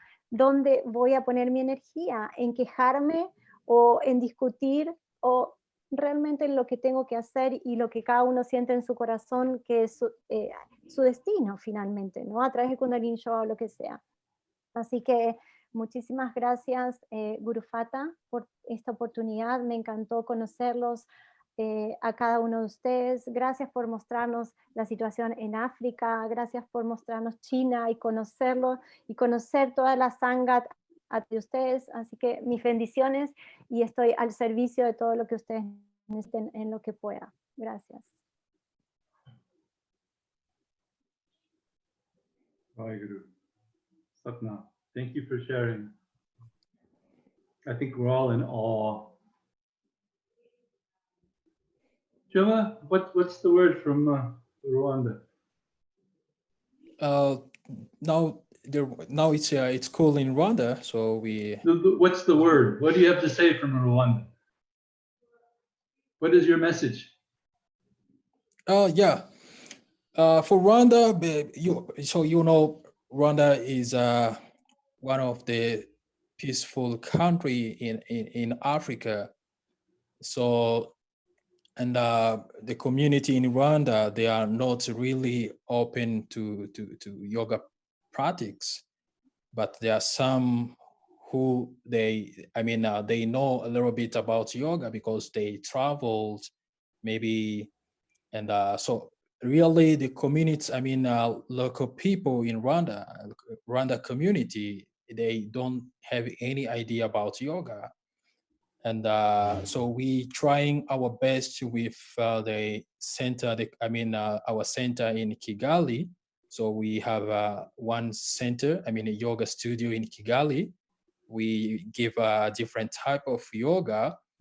So we are teaching so many, we have different yoga teachers with different style.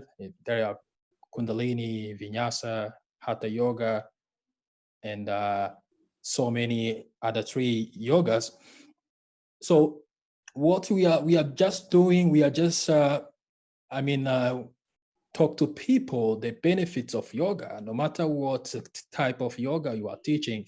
So we are just calling people, the Rwandese, and we talk to the doctors, the one who, have a clinic here in Rwanda. We explain them the benefits of yoga. And then now we start receiving some students who have a health problem. The doctor suggests a student to come to the yoga classes because there are some illness that you don't need to take some medicine. So you have to come to a yoga class so that you get a good health. So there are some, we receive some, there are some women and some, men, they try to understand what is yoga. So we are doing our best to advertise the yoga section and explaining in Kinyarwanda, local language. So we are trying our best to share, with community and explain them the benefits of yoga, especially for, the healthy, the body system. So that is what we do in Rwanda, and I'm really, for the Kundalini yoga, because in Rwanda we are 2 Kundalini yoga teachers, all from Burundi. So Clovis, my first teacher, also is in Rwanda. So we are trying our best to teach from different places the Kundalini yoga. And we need, there are some students that are asking where we can get a teacher training.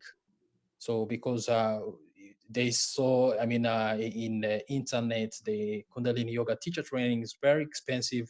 The Kundalini yoga teacher training online, very expensive. People, they pay so much money to attend to, to learn the Kundalini yoga.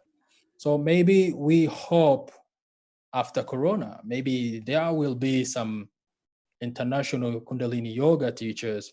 Maybe will visit Rwanda and support us to, to train the local Rwanda people also to get this, technology of Yogi Bhajan. So maybe we accept that maybe we will receive as it happened in Burundi. So international yoga teachers came and teach the local Burundian student to become a teacher. Maybe we also hope for Rwanda it will be the same, because it is us, me and Clovis, who introduced to Kundalini Yoga in Rwanda, and we try our best. And we have the chance because the Kirundi and Kinyarwanda is the same, is like the same language, and that is the big advantage to us to share what we have lying in Burundi and we share in Rwanda. So my cause is just if there is some volunteer after Corona, they would like to come and teach, train the local Rwanda people. So that will be very fantastic. You are most welcome if there is volunteer who will come to teach local Rwandese. Thank you so much. Very good. So currently the trainings, which are all online, are very expensive, but the training you went to, the people came as volunteers. It was not a free training, I don't think. Tell me, what was the financial relationship then? Sorry? Well, I'm just saying, I'm guessing the training, there was a training in Burundi, and it wasn't so expensive, but I'm guessing it was not free. Talk to us about that. Yeah, it was not free. We some of the local students, they got a scholarship, they got a scholarship from the Ram Academy Burundi, and under the support of the 3H organization, and some who donated for the project to train the local Burundian. And we were so many students, not only Burundians. So there are also some expats living in Burundi. They did their teacher training together with us. They paid some money for, it was not very expensive in Burundi because they pay like, 300 euros. And yeah, so it was like not really very expensive, but that was the really support from the community to support the program of the teacher training. Yeah, we hope also for Rwanda will be the same because yeah, it's hard for people, for local to pay so a big amount of money to a yoga class, to a yoga teacher training. So because of some of them, they really don't have those that big amounts. Maybe if Rwanda also get the chance as like Burundi got last times ago, that will be also okay for Rwanda. China is having big influence in Africa these days. China is having a big influence in Africa these days. I'm just speaking geopolitically, economically. Maybe China sends some teachers. Yes, you mean politically and economically? Well, I'm saying generally speaking, China is becoming a big influence in Africa, politically, economically, yeah. But I'm saying maybe Chinese Kundalini yoga teachers can also support this project. Send teachers from China to Africa. Why not? Yes. I wish. Yes, I'm looking forward to. Well. Yes, I'm looking forward to. Yes, this will be our safer project also. There you go. Safer project. There you go. If all the social problems are taken care of in China, then you go to Burundi, go to Rwanda. Yes. Go where the that would problems be are. a good idea. Thank you. Thank you. You're welcome. You're welcome. Thank Bye, you. Guru. Bye, Guru. Normally we'd start chanting about now, but we don't have a musician. Any final words?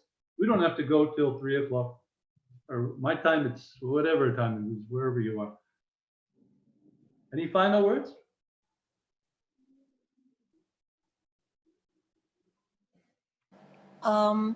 I found that with practicing Kundalini yoga without connecting with the Guru teaching is not a religion. It's really something that's very universal for life. If just practice Kundalini yoga without connecting with Guru, then it can be boost up our ego. The ego can be expanded. Angad, can you define, what do you mean by connecting with Guru? What do you mean by that? Meaning we have to chant Japji, you know, and learn the Guru's teachings also, but without taking it as a religion, but it's the parts of the Kundalini Yoga's teaching that's offered or taught by Yogi Bhajan. And I realized that this is something that separate.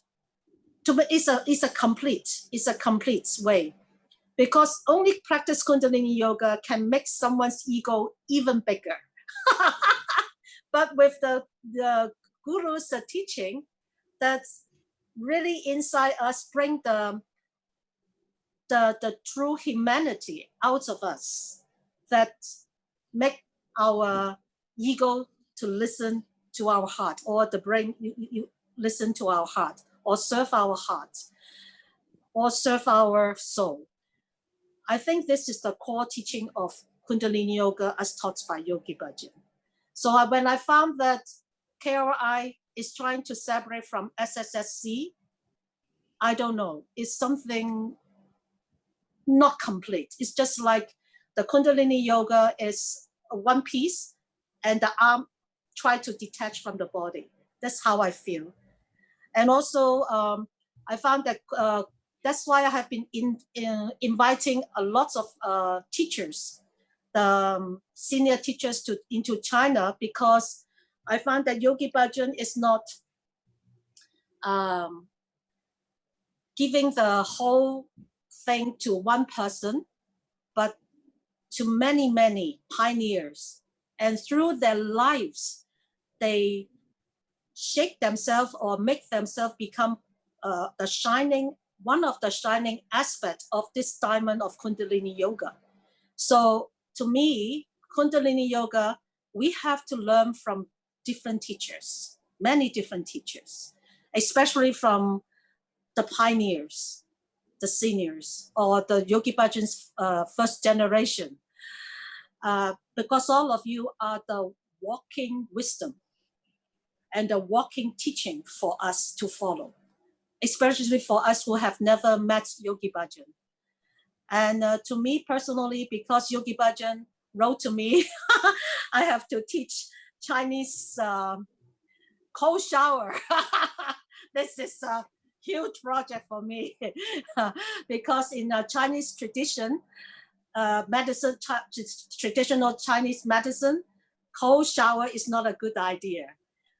But me personally, my experience, because I have experienced the icy cold water from Canada, it really works very well, because it's minus 20 degrees icy water, pump, 2 seconds, my crown chakra sweats. But when I first moved to Shanghai, the water is not cold. And so my body is not warm enough. And I caught a cold because of cold shower, because the cold water in Shanghai is not cold enough. Oh, you have to come back to Canada. Bring the water, icy water to come You have cold water in Argentina? I think maybe Narayan can give you some cold water too. You have nice cold showers in Argentina? Helada, porque es de la nieve de la cordillera, es helado como en Canadá seguramente.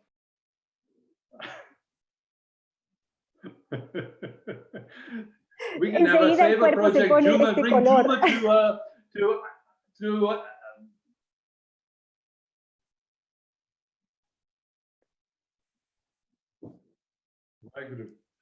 Waheguru. So we can have a save a project, bring Djuma to Canada or to Argentina, so we can have a proper cold shower. I don't think you have cold water in Kigali? Yes, we have. You do? You have mountains, or how do you get cold water? You're so close to the equator. Yeah, it's so close, but the Rwanda, there are some region which is cold in the border. I mean, near to DRC Congo, there's a lot of mountains, so sometimes it's cold, and yeah, so in the evening time, it's very hard to take a shower. Wow. So because I'm very cold. So, So Angad can visit you there. She can do teacher training with you, and she'll have a cold shower. Fantastic. Yeah. All Sure. right. Good. It's great to hear. It's great to hear. You know that there.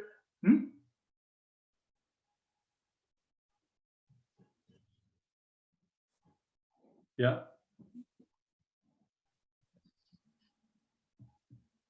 Oh, okay. In Burundi? Probably she can't sing in Burundi. Okay.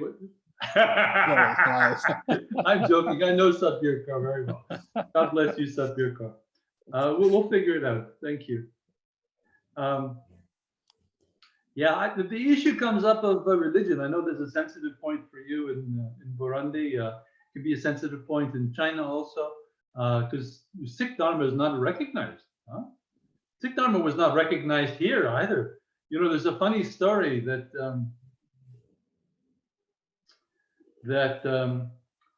Yogi Bhajan students at the beginning were all hippies. They all had long hair, and one day one of his students was caught by the police. I think it was they're driving too fast, and so got put in the jail.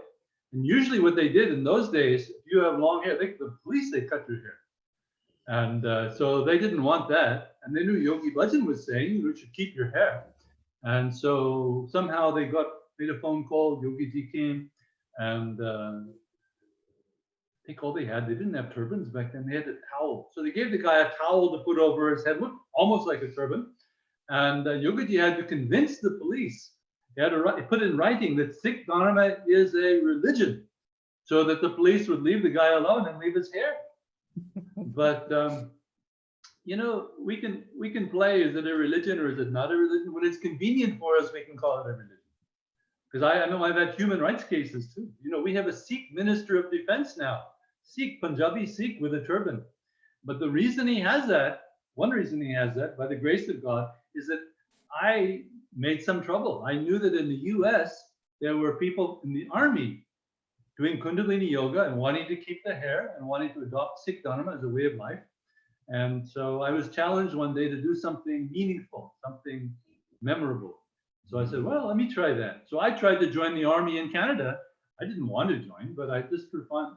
And yeah, we launched a case and we won the right in 1977 that a Sikh can join the armed forces and keep their turban.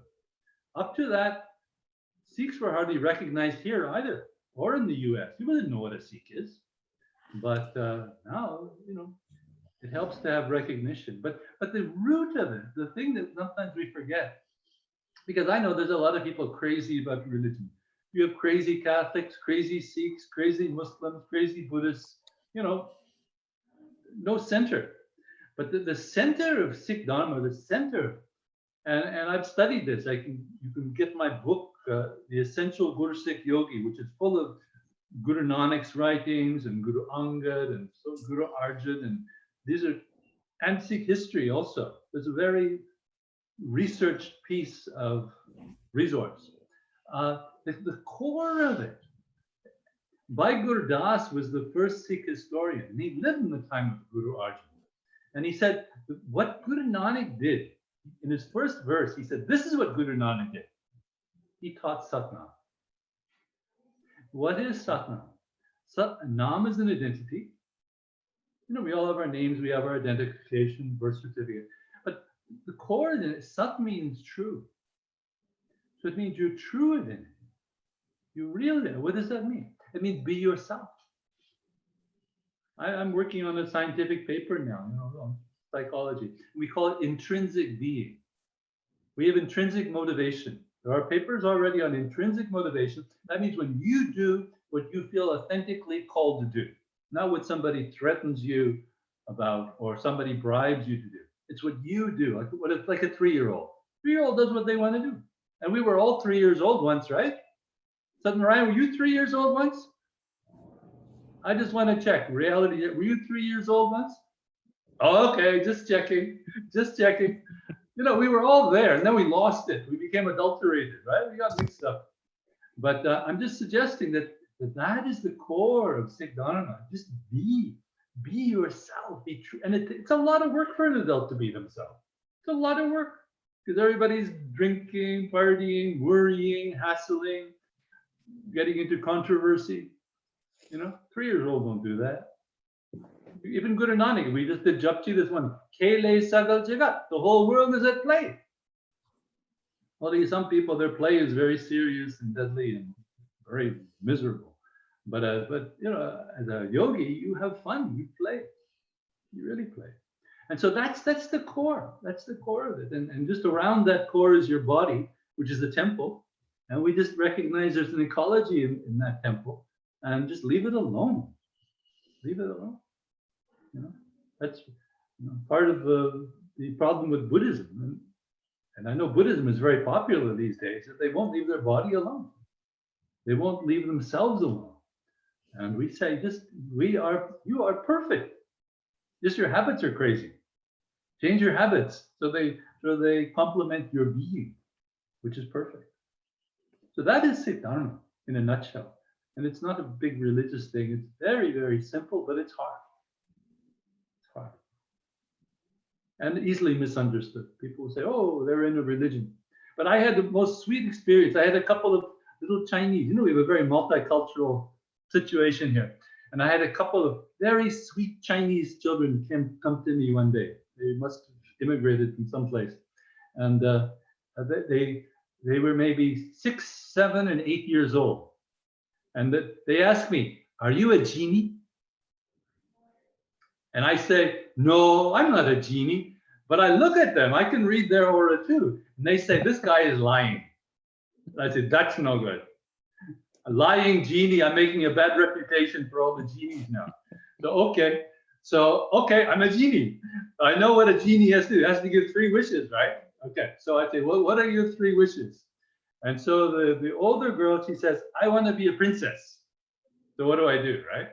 So I say, okay, well, if you be graceful and kind and noble, then you will be a princess when you grow up. She says, yeah. So I said, good. So one is happy, okay? And then the boy comes and I ask, what do you want? And he says, touches my heart so much.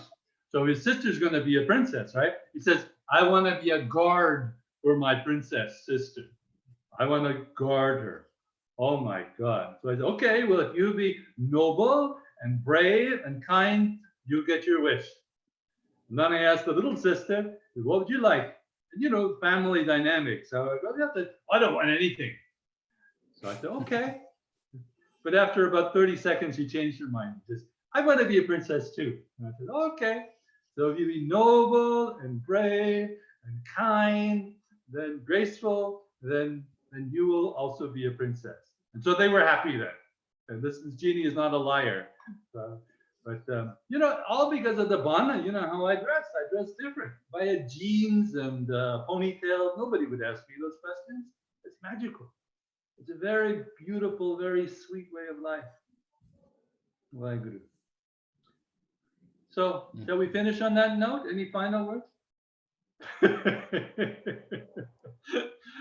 Okay. Well, how about we can do Sadbirkar will sing Long Time Son, and then Djuma, will you sing Long Time Son? Then Angad, will you sing Long Time Son? Yes. And then we'll go out. Okay. So let me just find Sadbirkar. I have to turn her mic on. She has a beautiful voice. Here we go.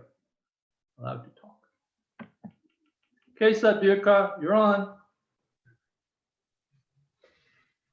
May the long time sun shine upon you.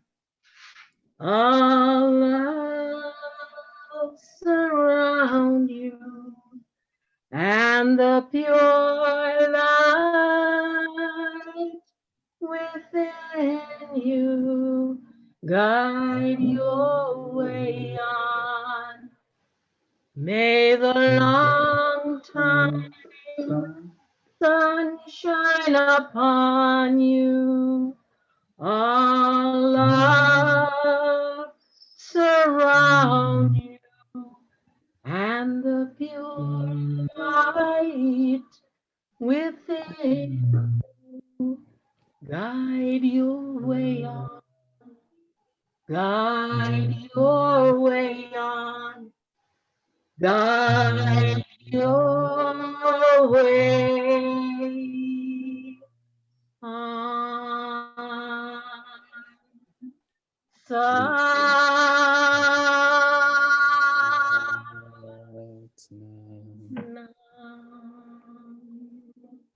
Very good. Okay. So Narayan, can you sing too? Can you sing in Spanish? Not so well? No querrán escucharme cantar. No. Huh? Okay. So Djuma, but Angad, you'll play that piece again. Huh? Okay. So Djuma, do you want to go next? Please, you have a beautiful voice. You sing for us in your language. Okay. Good. I'm sorry. Is it in Kirundi? I'm sorry. Yeah. Okay.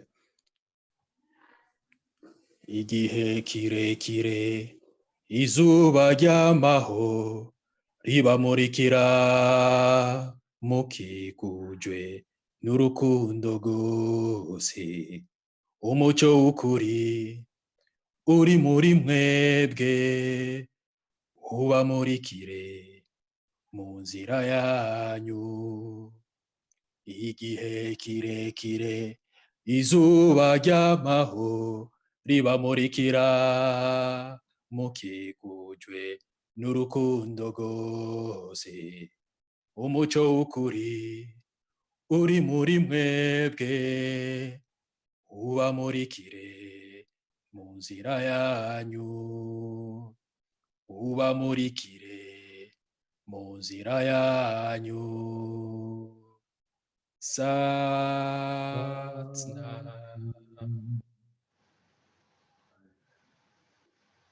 Thank you so much, brother. Well, thank you, brother. Angad, would you lead us? Yes. 永恒的阳光照耀着你，所有的爱包围着你，你内在纯洁的光芒，指引你走向前方，指引你走向前方，指引你走向前方。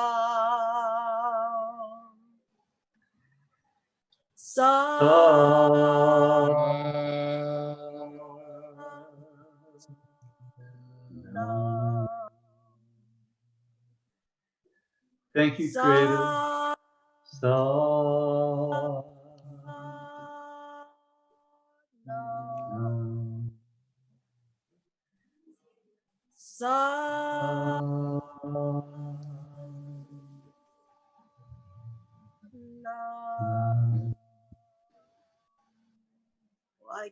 Sanam. Thank you. Creator, light in every light, creator of all this creation. Thank you for bringing us together today. Thank you for allowing our translators to do such great work. Thank you for helping us each to find the words to say. Thank you for this beautiful, beautiful music, beautiful, beautiful occasion. Thank you for giving us the strength to stand against adversity, not bow down to what is not worth bowing to. Thank you for giving us the feet to walk on a glorious path, and the eyes to see the way ahead. Please bless us, bless our students, bless our family. Keep us healthy and happy and shining each day by your grace. Satnam. Sanam. Vaheguru. Thank you, everybody. Next Thank week we go to Estonia and Mexico and British Columbia. And do remember Djuma, if you send him an email, he wants a bit of support to get his business going. And thank you all again very much. God bless you. Sat Nam. Sat Nam. Nam, Thank you all. It's honor to be Sat with Nam. all of you. Thank you. Thank you. Sat Nam. We're all 谢谢 Pachita，谢谢你给我们翻译。谢谢 Thank you，谢谢 Guruvata Singh。谢谢 Thank you. 谢谢 Gracias, gracias.